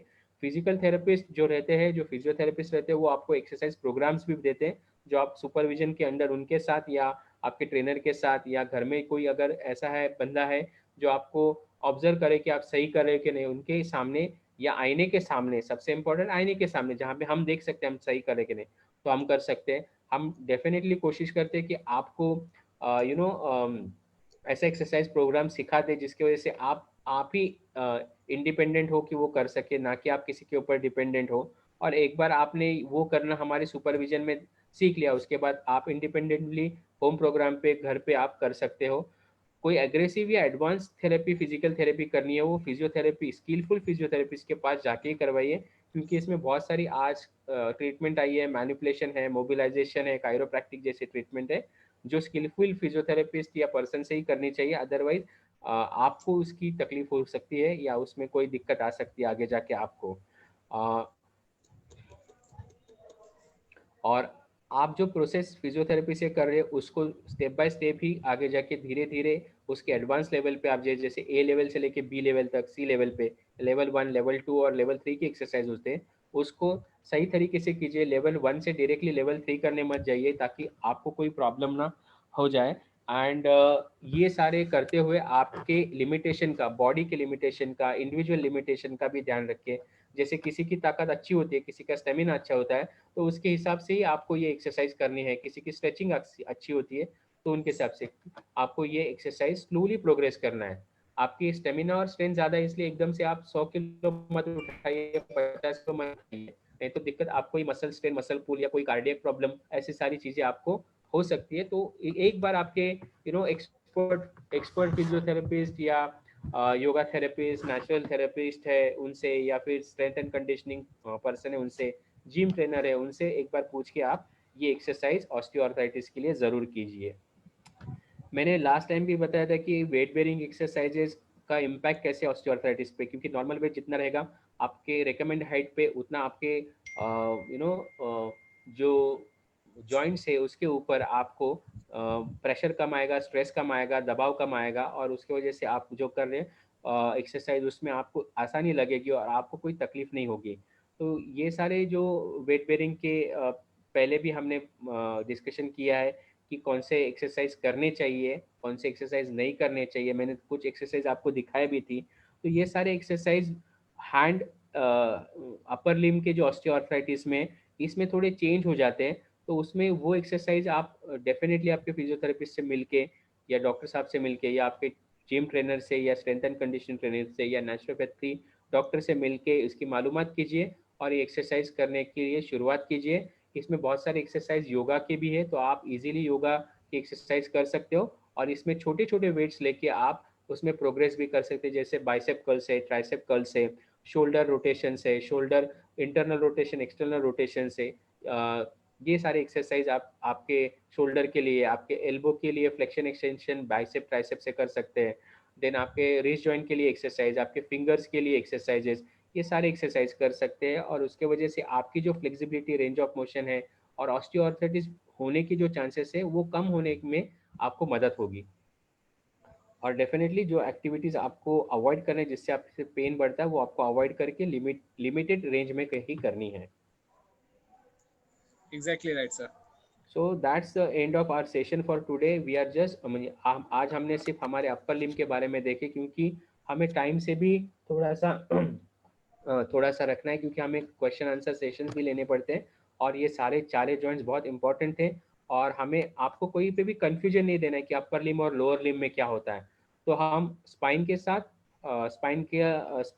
साथ और अपर लिम्ब, लोअर लिम्ब के जो हिप जॉइंट, नी जॉइंट और एंकल जॉइंट हैं, इसके साथ फिर से आपको संडे मिलेंगे, जो 26 तारीख है, शाम को 6:15 बजे इसी टाइम पे। और हमारा सेशन, वो सेशन शायद बड़ा होगा, 1.5 घंटे का हो जाएगा, क्योंकि हमें ज़्यादा उसमें कवर करना है और ज़्यादा चीज़ें हमें उसमें आपको बतानी है इसके लिए। तो till that Be aware and be safe. Take care of yourself. Okay, thank you very much for your patience listening. Now I am open for question and answer sessions. I would request all the viewers to please put on your questions in front of sir. And पहला जैसे प्रसाद शेट्टी जी ने हमें एक question पूछा था, तो would definitely go with his question and answer. And then जिसके भी जो भी questions है, please raise or put it in the chat box so that I can take it sequence wise. Okay. So before Yes, Dr. Sandeep take the question answer of the participant, yes sir. let me tell Dr. Sandeep ji, really we most of the people are here the commerce background. हाँ जी हाँ. And we are expert in numbers. Yes, yes. But the way today you explain, हाँ sir. with the diagram and presentation, each and everything, Yes, yes. at least my student, their parents will not suffer in future, because they have Yes. understood the importance of everything. Yes sir, yes. Right? Very nicely presented and very useful talk for all the participant viewers.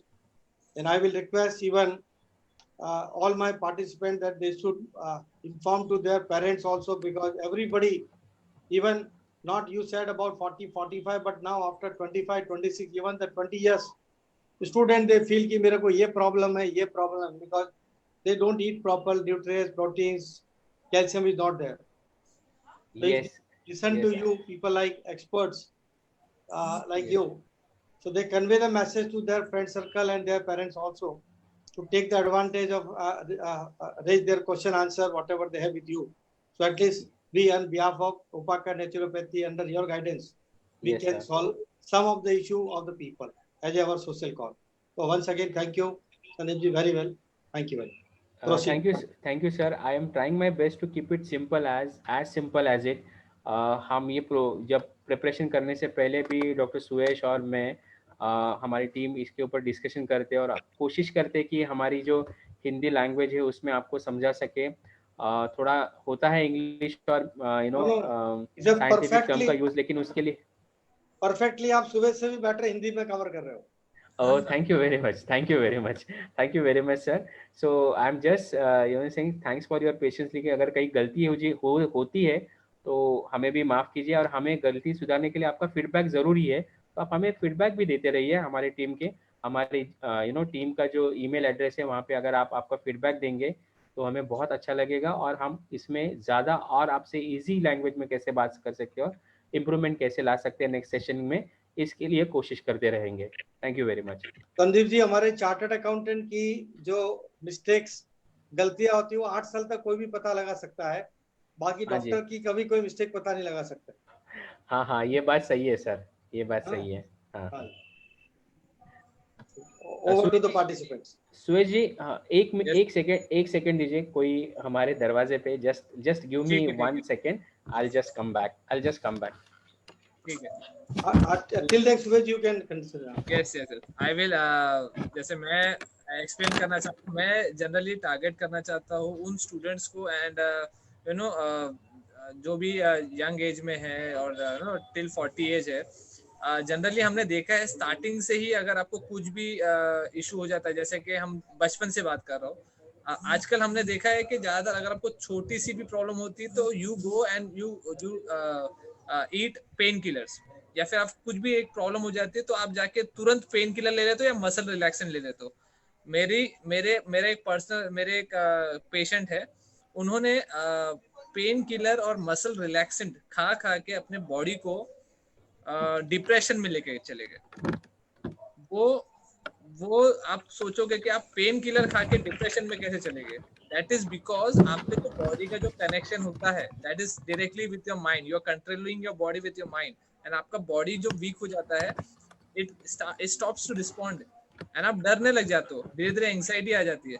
तो आपको एक बात ध्यान में रखनी है कि कुछ भी चीजें, कोई भी जैसे आपको सलाह देता है कि भाई तू पेन किलर ले लो, आप किसी आपने अपने पेरेंट्स को फॉलो किया या फिर आपने किसी और को फॉलो किया कि कुछ भी पेन हो रहा है तो तुरंत एक पेन किलर खा गए या मसल रिलैक्सेंट खा गए, तो ये नहीं है. देयर आर फ्यू इम्प्लीकेशन, जैसे कि हॉट एंड कोल्ड जो थेरेपी है, जैसे सर ने बताया, वैसे आप इम्प्लीकेशंस करके आप ठीक कर सकते हो। नेचुरोपैथी की बहुत अच्छी अच्छी थेरेपीज है, तो वैसे आप इम्प्लीकेशंस करिए, ना कि आप तुरंत ही कोई पेन किलर इनटेक कर लीजिए।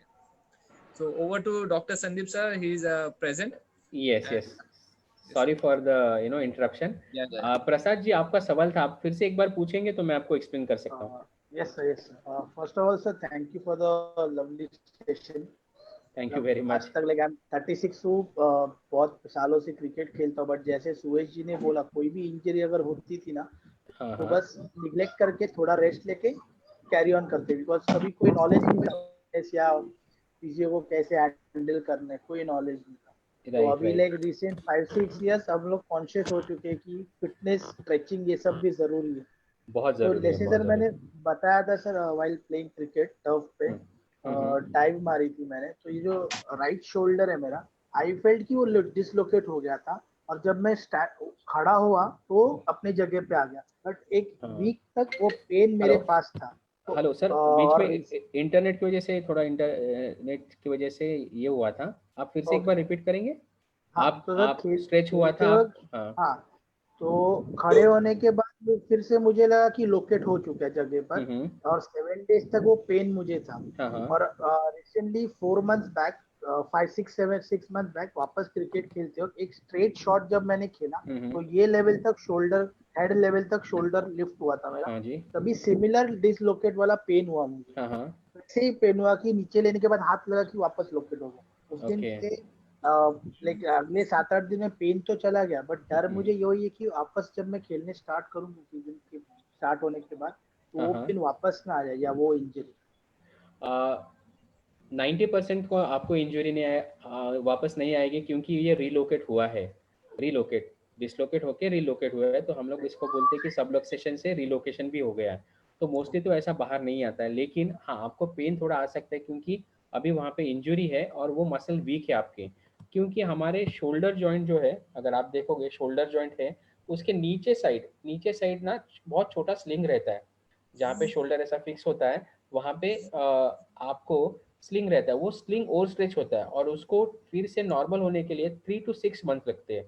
तो वो 3 to 6 मंथ्स में अगर आप एक्टिविटी करते हो, या वो फिर से आपको कोई एक्स्ट्रा फोर्स से एक्सीडेंटली या इससे वो थोड़ा सा डिसलोकेट होता है, तो आपको ये तकलीफ आ सकती है। लेकिन अगर आप रोटेटर कफ के एक्सरसाइजेस, आपके internal rotator, external rotator, shoulder exercises for extension, extension बोले तो ये फ्लेक्शन एंड एक्सटेंशन शोल्डर्स के, ट्राइसेप एक्सरसाइजेस, रोटेशन बोले तो ये वाले एक्सरसाइज विद द थेराबैंड, ये पास में हाँ छाती में लेके ऐसे वाले exercises.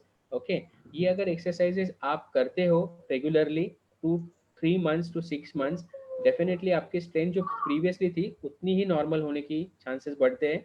It will not come 100%, but definitely it will come to 98 to 99%, and you can able to play. ऐसे बहुत सारे क्रिकेट प्लेयर्स है जो इंडियन टीम में भी है, जिनके शोल्डर्स बहुत बार डिसलोकेट होके, लोकेट होके वो खेलते हैं।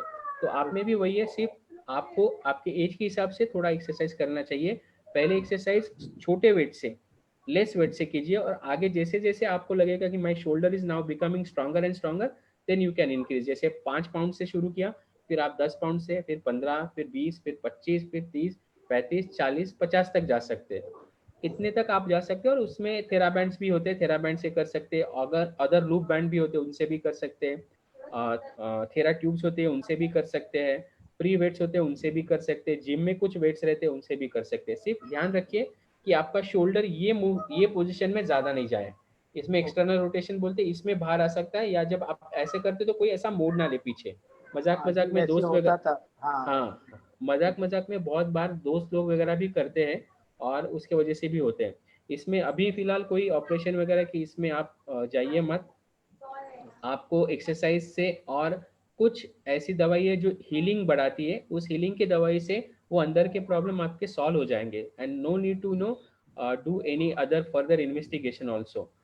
हम लोग ओके, एडवाइस करते हैं हमारे प्लेयर्स को कि एक बार अगर शोल्डर निकलता है तो इमीडिएट ऑपरेशन या इसकी सलाह में मत जाइए, उसको स्ट्रेन कीजिए। अगर ये 3-4 बार बार बार हो रहा है, उसमें भी ऐसे चीज़ों में हो रहा है कि जो जैसे कि आप घर में भी कोई एक्टिविटी करें उसमें होता है, तो उसको रिकरेंट डिसलोकेशन बोलते हैं, जो बार बार होता है। अगर उसमें वो हो रहा है, तो ये आप ऑर्थोपेडिक सर्जन से सलाह ले लीजिए, नहीं तो आप अभी भी जाएंगे तो बोलेंगे नहीं हम आपको ऑपरेशन करके ठीक कर देते हैं। तो अभी फिलहाल तो मैं नहीं बोलूंगा, अगर ये बार बार हो रही है तकलीफ तो डेफिनेटली आपको एक बार MRI करके फिर उनको दिखाना पड़ेगा।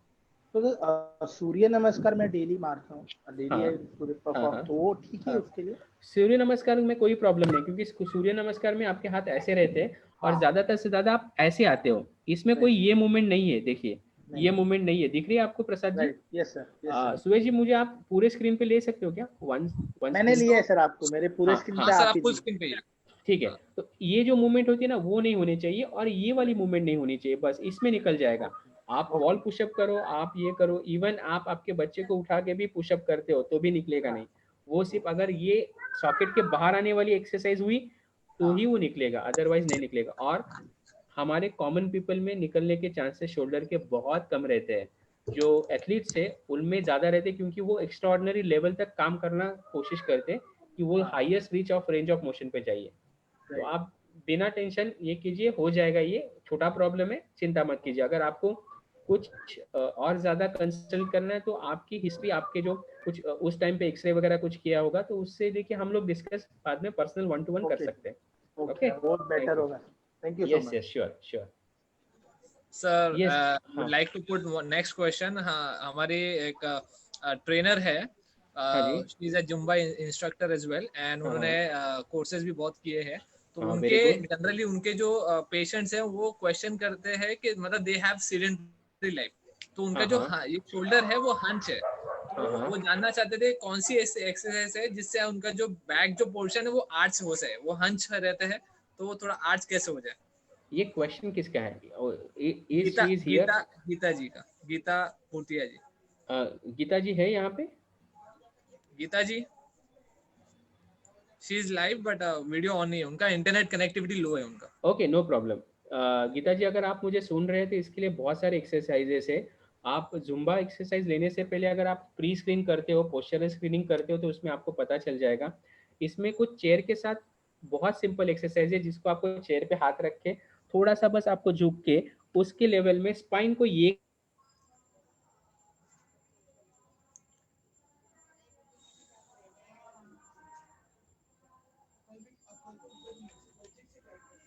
करना है जो होगा। फिर एक्सरसाइजेस जो है स्ट्रेचिंग के जो पीछे लेग से, जिसको कोर एक्सरसाइज बोलते हैं, वो कर सकते हैं। खाने का टाइम हो रहा है ऑलमोस्ट, ये लोग क्या बकवास। अरे गांड मारा। आई am Audible? Please mute yourself please. हाँ, तो अगर आप वो एक्सरसाइज है, शोल्डर वाले एक्सरसाइज है जो कोर स्टेबिलिटी आपको देते हैं, वो core stability exercises, shoulder retractions, shoulder stability exercises, shoulder shrugs, okay, then next neck exercises, because जब शोल्डर भी आगे आता है तो ऑटोमेटिकली नेक भी आगे आती है, प्रोट्रूड होती है, तो नेक के चिन टक्स वाले exercise, core strengthening of the cervical spine exercises, अगर आप ये करके उसको स्टेबिलाइज करते हो, उसको स्ट्रांग बनाते हो, तो डेफिनेटली ये हंच बैक के प्रॉब्लम जाते हैं। ये प्रॉब्लम्स लेडीज में ज्यादा होती है, उसके रीजंस अलग अलग है। अगर आप ma'am any time if you want to discuss me, you know talk to me, then I'll send some exercises also regarding this, and मैं आपको बताऊंगा भी ये क्यों होता है ज्यादा तो problem, okay, because this is right now not on this platform, we can take it in a depth, but definitely I showed you some exercises, and we will try to give you better options and exercises how to care that, okay। Would like to add on sir, जैसे हमारा ये session complete होने के मतलब हमारा ये जो series खत्म होने के बाद में we will come with few exercises का वीडियोस, जो हम अपने अब जो हमारे फेसबुक पेज पे भी और हमारे वेबसाइट पे भी हम लोग अपलोड करेंगे, ताकि वहां से आप चेक करके आप बता पाओ कि मतलब एक आप खुद से भी एग्जामिन कर सकते हो और किस तरीके से आपको एक्सरसाइज परफॉर्म करनी है वो आप देख पाओगे वहां से। So we have Emily ji जिनके क्वेश्चन है। Emily ji please. Hello ma'am. Hello. Yeah good evening doctor. Good evening ma'am. Yeah कसं बोलू मी, मराठीत बोलले चालेल की हिंदीत चालेल तुम्हाला डॉक्टर? मला कुठल्याही भाषेत, हिंदी, इंग्लिश आणि मराठी 3 भाषा येतात, थोडी थोडी गुजराती येते, तर मराठीमध्ये मी मला नाही, मराठीमध्ये मला सुटेबल होईल जरा तुम्हाला सांगायला। हो, मराठीमध्ये बोला, काही हरकत नाही, मी तुम्हाला मराठीत आन्सर करेन। हां, मी ना डॉक्टर 10 वर्षापासून माझं नीचा प्रॉब्लेम आहे। 10 वर्ष झालेले, या राईट पहिला दुखायला सुरुवात झालेलं, तरी मी डॉक्टरांची सगळे औषध वगैरे केलेली आहे, पण त्याच्यात सुद्धा मला काही फरक पडत नाही. कमीत कमी मला वाटतं नाही म्हणताना ऑर्थर म्हणजे पायाचे जे हाडाचे डॉक्टरचे असतात ना, ऑर्थोरेटिस डॉक्टरचे, त्यांची मी औषधं केली, परंतु ते काही जास्त अगदी गोळ्या दिल्यामुळे ना किडनीला सुद्धा मग प्रॉब्लेम होतात मग. बरोबर. त्यामुळे मग की जेवढं होतं म्हणजे मी ते औषधं कमी करायला बघते. मग शेवटी मी म्हणजे ह्याच्या आपला रामप्रभू होत्या ऑर्थोपॅडिक संजीवनीचं अंधेरीचं संजीवनीमध्ये सुद्धा केलं मी, डॉक्टर केने म्हणून आहेत. त्याच्यानंतर मी शेवटी मग काय केलं, आयुर्वेदिकचं बघूया म्हणून हे केलं मी शेवटी. तर आयुर्वेदिक मला मसाज वगैरे त्यांनी सगळं केलं, 21 डेजचं त्यांनी हे केलं, बॉडी मसाज वगैरे सगळं नीचं मसाज घेतलं. ओके. त्याच्यानंतर मला त्यांनी काय सांगितलं, आता रिमूव्ह फ्लो ही गोळ्या घ्यायला सांगितलेल्या आहेत, रिमूव्ह फ्लो आणि ऑर्थोची ही गोळी घ्यायला सांगितले आहेत मला, ऑर्थोहबचे. ओके. तर ह्या गोळ्या घ्यायला सांगितल्या, दिवसातून 2-2 म्हणजे 6 गोळ्या होतात आणि यातली रात्री पेन किलर म्हणून आहे ना, ही एक घ्यायची म्हणून सांगितलं. पण त्याच्याने सुद्धा ही रिमोफ्लोर. ओके. रिमोफ्लोर, रुमाइलाफोर्ट. तर ही सुद्धा घेते, पण मला सुद्धा अद्याप म्हणजे त्याच्यात सुद्धा काही बरं वाटत नाहीये डॉक्टर. ओके. 3 महिने झाले घेऊन सुद्धा, मी 3 महिने झाले मी औषधं घेते तरी म्हणजे त्याच्यात सुद्धा मला काही फरक वाटत नाहीये. आणि तुमच्या दोन्ही गुडघे दुखतात की एकच गुडघा दुखतो, असं काही आहे? दोन्ही गुडघे. पहिल्यांदा राईट दुखायचा, राईट दुखून त्याचा भार मग उजव्यावर पडला का, आपण जास्त मग स्ट्रेस उजव्यावर देतो. बरोबर आहे. म्हणजे राईट दुखतो म्हणून जास्त उभं राहताना सुद्धा मग एकाच गुडघ्यावर उभं राहतो, मग सरळ अगदी करताना मग कट करून आवाज येतो, म्हणजे गुडघा मला सरळ करता येत नाही मग. बरोबर. येस. आणि दुसरं काय, मग थोडे दिवसांनी मी चालत जाताना मध्येच मग ब्रेक लागतो, म्हणजे मी तिकडेच थांबते, जसं का मी पडते की काय असं व्हायचं मला मग. बरोबर. मग त्याच्यावर मला डॉक्टर केनीने मला औषधं दिलेली, मी त्याच्यामध्ये त्यांनी काय इव्हन 400 घ्यायला सांगितलं, म्हणजे स्ट्रेंथ घ्यायला ते आपल्या ह्याच्यामध्ये मसाजसाठी. इव्हन येतं ना इव्हन 400, ते इव्हन 400 राईट. इव्हन 400 येस, ते घेतले. ते सुद्धा चालू ठेवलं. आता मी ते बंद केलं, मग ते बंद केलं आणि त्यांनी मग हे गोळी घे म्हणून सांगितलं अल्ट्रासेटचं. पण ही पॉवरफुल आहे, एकदम. येस. ही पॉवरफुल आहे. तरी मी कधी पेन होते तरच मी घेते, पण या 4 दिवसानंतर कंटिन्यू घेते, म्हणजे जाम माझे पाय दुखतात, गुडघे. आणि लॉकडाऊन असल्यामुळे कुठे चाललं नाही, काही नसल्यामुळे मला ते अजून पेन सुरू झालेले होता. Yes, I agree. पण मॅम तुम्ही घरामध्ये चालणं गरजेचं आहे. घरात तुमच्या थोडा जरी स्पेस असेल ना, त्याच्यात तुम्ही चाला, म्हणजे तुमची मुवमेंट कमी होणार नाही. मी असं म्हणेन की EVN 400 जी चालू केली होती मागे, ती चालू ठेवा, कारण ते चांगल्या मेडिसिन आहेत, that helps you. It's a vitamin basically which helps. आणि तुम्हाला खरंच संधिवाताचा त्रास सुरू झालेला आहे, बरं का? तर तुम्ही ज्या काही टेस्ट वगैरे केल्या असतील किंवा जे काही तुमचे एक्सरेज असतील ते डॉक्टर सुयश शर्मांकडे पाठवलेत ना, तर मी त्यांना व्हॉट्सअपवरती बघून घेतो एकदा, आणि आपण एकदा 1 to 1 बोलू या विषयावर, कारण खूप हिस्ट्री आहे तुम्हाला, बरं का, या विषयावर. पण मी तुम्हाला एवढं म्हणेन की तुम्ही सगळं औषध करताय, okay, you are taking medicines everything, but you are not doing any exercises. तर याच्याबरोबर तुम्ही एक्सरसाइजेस पण केले पाहिजे, तर तुमच्या मसलला ताकद येईल, तर तुमच्या मसलला जो अप्पर बॉडी आहे ना त्याच्याशी म्हणजे ते जे वेट आहे, ते वजन आहे, ते सांभाळण्याची ताकद येईल.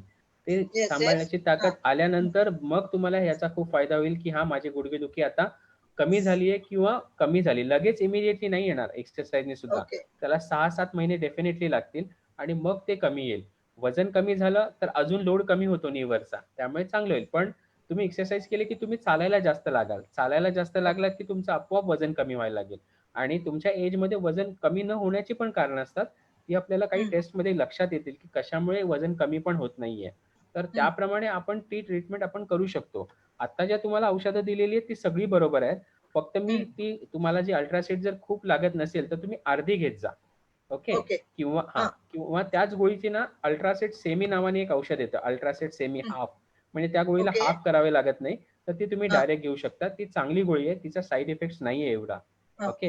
हे डायबिटीज पेशंट मध्ये किंवा ज्यांना प्रॉब्लेम हे मला म्हणजे याच्यामध्ये सुद्धा घेतली किडनीला काही प्रॉब्लेम नाही ना डॉक्टर? नाही, या गोळीने किडनीला काही प्रॉब्लेम नाही. पण मी म्हणेन तुम्हाला जर पूर्ण लागत नसेल तर हाफ घ्या, आणि जेव्हा दुखतो त्याच दिवशी घ्या. ज्या दिवशी तुम्हाला दुखत नाही त्या दिवशी नाही घेतलं तरी चालेल, ओके. स्पेशली तुम्हाला प्रॉब्लेम मॉर्निंग मध्ये होत असेल सो ब्रेकफास्ट नंतर घेत जा, आणि जर रात्री होत असेल तर आफ्टर डिनर घेत जा.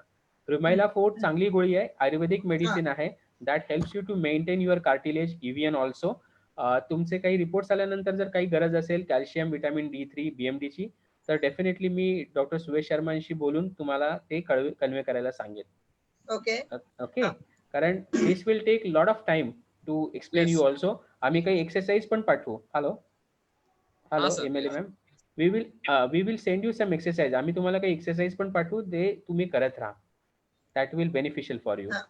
आणि एक डॉक्टर, हॅलो, आणि मला ही मुकुंद डॉक्टर आहेत ना, मुकुंद हॉस्पिटल आपल्या इकडचं अंधेरीचंच आहे मुकुंद हॉस्पिटल. तर त्यांनी मला काय सांगितलं माहितीये का, रामप्रभू म्हणून आहेत, ऑर्थोपेडिक्सचेच आहेत. त्यांचं मी कमीत कमी मला वाटतं 6 वर्ष कम्प्लिटली घेतलेले मी. त्याच्याने म्हणजे डेली मला दिवसातून म्हणजे नाही म्हणताना 12 गोळ्या देत होता मला. सकाळी 4, दुपारी 4, संध्याकाळी असे म्हणून औषधं होती. आणि मला नंतर शेवटी त्यांनी मला सांगितलं तुला नी रिप्लेसमेंट करावं लागणार. तर मी नी रिप्लेस मला करायचं नाहीये ऑलरेडी. का माहितीये, एकदा मी चालते, एवढी तरी चालते. नी रिप्लेसमेंट कधी करणार, मला इथून टॉयलेटला जाता येणार नाही, त्या मोशन मध्ये मी नी रिप्लेसमेंट करेन. आता एवढी मी चालते, बरोबर की नाही, एवढं मी चालते, चालत असताना आता मी नी रिप्लेसमेंट केलं. उद्या सकाळी मला तेच चालता येत नाही तर मी काय करणार, मग अंतराळपर्यंत कोण हे करणार. बरोबर. MLA मॅम, सगळ्यात पहिल्यांदा तुमचं एज किती आहे मी विचारलं तर चालेल का तुम्हाला? चालेल. मी आता हे नाव दिले MLA माझ्या नातीचं हे ओपन केलेलं आहे. माझं नाव प्रेसिला आहे, प्रेसिला कॅस्टेलिनो. प्रेसिला. या, माझं एज आहे 58 आहे. 58 आहे ना मॅम? तर मी पण तुम्हाला अजून 2 वर्ष नी रिप्लेसमेंट करण्याचा सल्ला देणार नाही. नी रिप्लेसमेंट साठी तुम्ही अजून 2 वर्ष जायचं नाही. जेव्हा तुम्ही 61 वर्षाचा व्हाल, 61 वर्षाच्या, त्याच्यानंतर तुम्ही एव्हरीबडी, जे all the participant please listen to, this is very important information for your parents or your grandparents. 61 वर्षाचे झाल्यानंतर तुम्ही रिप्लेसमेंट साठी जा, कारण त्याच्या नी रिप्लेसमेंट साठी त्याच्यामध्ये जो जॉईंट वापरला जातो त्याचं एज 15 इयर असतं, 15 or 20 years असतं, depend upon the prosthesis which you are using. So if you do it at 61, you will need at 75 or 80 to revise surgery. तर आम्ही आमच्याकडे पुण्यामध्ये किंवा दुसरीकडे जिथे आम्ही प्रॅक्टिस करतो तिथे आम्ही हा नियम करतो की 60-61 असेल त्याच्यानंतरच रिप्लेसमेंट करण्याचा सल्ला द्यायचा. आणि ते पण कशासाठी, जर गरज असेल तर. जर गरज नसेल तर आम्ही पण रिप्लेसमेंट सांगत नाही. आणि इम्पॉर्टंट, तुम्ही बरेच लोक सांगतात की दोन्ही गुडघ्याचे एकदम करून घ्या. तर माझा असा सल्ला असेल की असं न सांगता एका गुडघ्याचं एका वेळी करत जा, त्यांनी पूर्ण बरं झाल्यानंतर तुम्ही दुसऱ्या गुडघ्यासाठी जा. काही केसेसमध्ये काही कंडिशन्स असतात किंवा काही प्रॉब्लेम्स असे असतात ज्याच्यात दोन्ही एकत्र करावे लागतात. But you are more mobile. आणि रिप्लेसमेंटला मॅम घाबरू नका, कारण रिप्लेसमेंट तुमच्यासाठी चांगलं आहे. कशासाठी? कारण क्वालिटी ऑफ लाईफ महत्वाची आहे. जर रिप्लेसमेंट लवकर केलं तर तुमचे बोन्स पण स्ट्रॉंग असतात, तर ते जे इन्स्ट्रुमेंट लावतात किंवा जो जॉईंट लावतात तो पण फिक्स बसतो, चांगला बसतो, आणि तो निघण्याचे किंवा तो इकडे तिकडे जाण्याचे चान्सेस कमी असतात. आणि देशपांडे जी, इफ आई कैन इंटरफेयर, ये इनका प्रॉब्लम थोड़ा है, लंबा है, तो बाद में अपन इनको सॉल्व कर देंगे, क्योंकि अदर पार्टिसिपेंट का जो छोटा वो ले ले, बिकॉज बाद में अपना कनेक्शन डिस्कनेक्ट हो जाएगा. श्योर. नहीं, अभी थोड़ा सा है ये. नहीं, मैडम ऐसा है कि दूसरे पार्टिसिपेंट है, आपको सही बात है, आपको सुवेश जी जो है आपको बाद में कनेक्ट करवा के बात करवा लेंगे. We'll do it. Don't worry. Okay, sir. Okay. After 61 you do your replacement to increase your quality of life. तो आपके फंक्शन लेवल अच्छे रहेंगे तो आपके प्रॉब्लम भी सॉल्व हो जाएंगे. तो एडवाइजेबल है कि 61 के आगे कीजिए आप. Okay, I'll send you all the details to Suresh sir. We will try to give you best treatment and suggestion on this. Okay, doctor. Yeah, thank you. I would request, thank you. Give me number, doctor. Sure. हमने chat box में अपना website डाला हुआ है, and website पे आप अपना inquiry form और अपना जो कांटेक्ट नंबर है आप उस पर कांटेक्ट करके you can raise your queries, जो भी है we will book an appointment. And उसके हिसाब से आपका जो बिकॉज ज्यादा जो बड़े केसेस हो जाते हैं तो we have to discuss it privately, और थोड़ा कंसल्टेशन के हिसाब से वो अच्छा हो जाएगा. Okay, so I hope question जो थे वो डेफिनेटली बहुत अच्छी तरह से आंसर किए हैं सर ने. और भी किसी को क्वेश्चंस है तो you can just put on the website. हमारा एक और जो सेशन आने वाला है सर, हम जरूर उसमें रिद्धि ने हैंड ऊपर किया था लास्ट टाइम. हाँ सर, एक्चुअली वो एक्सीडेंटल था. I asked her personally. Hello sir, it's Riddhi here. Yes. Namaste sir. Namaste Riddhi. I had this very small question. So sir, when we are writing, like we have this habit of like prolonged hours of writing. So the way I hold my pen is like I got it. slightly Yeah, unique. I'll be yeah, using yeah. like 4 of my fingers like this. Yes, yes, So yes, what yes. happens is there are times it just creates like a lot of pressure in this area because of the way I hold it. Yes, yes, yes. And there are times it's like now it's normal, but then initially I had these kind of like minor swellings. Yeah, yeah, yeah, Yeah, yeah, in the initial days, and yeah. sometimes the this whole area, I mean, if you Is can see, getting pain. Yes. yeah, this starts hurting sometimes. So I Yeah. would just like to know like if there is anything I can do about it. Yes, I will advise if you can able to know change your style and write down in this, because these fingers or these fingertips are made for writing. But if some people has unique style because their handwriting is very good, that. But if you have this problem, you just use rubber band which you use for hairband, the green rubber band and all, which is you have to insert in every finger and just open and close it, okay, open and close it. And small things like हमारे घर में जो छोटी चीजें रहती है pulses and all, that you just use, or marbles and all, so your finger muscles will become very strong. So even you are writing for 3-4 hours, it won't hurt. And for the swelling, So I should be putting the rubber bands individually on every finger, like yeah, separately. not separately, one rubber band, but it should go one and one, one and one, one and one. Okay.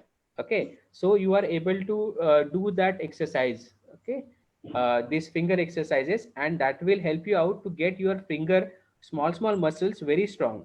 And you will feel that you are able to write 3 hours 4 also very comfortably. And that swelling problem, you can use just lukewarm water and anything, just dip in that and do these exercises in that, okay. And give a finger massage also in a reverse direction.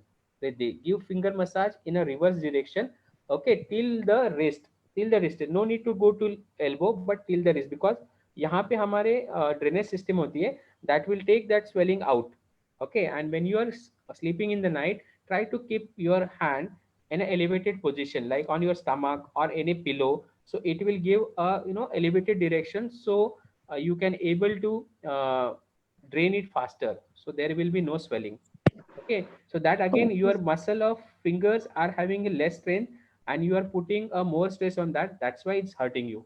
It's not a bigger problem, it's only a overuse injury. आप over use Okay. कर रहे हैं, इसके लिए problem है, तो आप उसका ईज में यूज कीजिए, there will be no problem, okay. Thank you very much, sir. And sir, thank you for all the wonderful words. I mean, Yeah. sir, you have beautifully explained everything. So thank you very much for the informative session. Welcome, Namaste, welcome. sir. I don't have a rubber band right now nearby me, otherwise I'll show you. But I one rubber band in 2 fingers, okay, or a big rubber band you can use in this, circle it second. Okay, sir. You have to make that web of the rubber band. You might be doing this. See, you have to put one rubber band here, same rubber band. You have to web it here and all the fingers, and you have to Then do this. circle it. Any other questions, Yeah, Tracy? yeah. Okay. Hello? Hello, yes. Uh, Any other question? No, sir. Thank you. Thank you, Riddhi. Welcome. Thank you, sir. So sir, बहुत सारे questions आ रहे हैं viewers के. So would like to conclude this today's session, and हम जो questions है वो definitely take in the next session. And Yeah. जो भी रहेगा, जो personal consultation भी हम लोग start रखेंगे, ताकि अगर आपके questions अगर answer नहीं हुए हैं, if you have big problems, then we will be able to solve it in the personal consultation as well. So sir, Sure. it was a very wonderful session, and जितने भी हमारे जो viewers हैं, I'm definitely sure कि like उन्होंने उनके बहुत सारे questions है वो answered हो गए हैं. And I would like viewers to please stay connected for the next session as well. Sunday को हमारा एक session आने वाला है on spine and lower limb. तो उसमें भी आप ज्वाइन रहिए, क्योंकि वो जो सेशन है वो बहुत ज्यादा इंफॉर्मेटिव होने वाला है, because all the pain is mostly connected to spinal cord and this lower limb. तो आप जरूर जुड़िए, and would like to thank उत्तम जी for wonderful support. आप बहुत रेगुलर रहते हैं, बहुत अच्छी तरह से आप सपोर्ट करते हैं, and thanks for Upaka as well. And thanks Sandeep sir for such a wonderful presentation. जो PPT आपने इतना मेहनत से बनाया, we were just working, हम 5 मिनट पहले तक वर्क कर रहे थे इसके ऊपर. तो Yes. it was definitely a very good and informative session, sir. Thank you, sir. Thank you very much, everyone. And we will try to give your answers in next question. Also, please write down your questions, and we will solve it in next session, because it will be a bigger session next time. It might be go to 6:15 to maybe 2 hours. Okay. Right. Thank you very much. Thank you very much for your kind support and patience listening. Dr. Anjali Balerao is connected, sir. She wants to Yeah. convey some message. Yeah, sure, sir. Sure. Anjali ji. Dr. Anjali ji. Hello, ma'am. She is not unmuted herself. You have to unmute her. Now unmuted. Yeah. Yeah. Hello. Yes, ma'am. Hello. Thanks, sir. Very nice session. Wonderful very much. session. Thank you very much. Very ma'am. nice. Very much. Thank you. Thank you, madam. So would like to conclude today's session, sir. Stay connected. Thank you, Uttam sir, for wonderful support. Thank you everyone for all the viewers who being connected, and आपने बहुत अच्छी तरह से हमें सुना है, बहुत अच्छी तरह से क्वेश्चन भी रेज किए. आपके जो भी क्वेश्चंस है, we will definitely take it in the next session as well. और अगर कोई भी queries है तो you can go log into the website and आप call भी कर सकते हैं. We have the contact number of the website and inquiry form as well. Thank you everyone. Thank you, sir. Thank you very much. Yes, sir. Bye bye. Good night. Good night. Take care.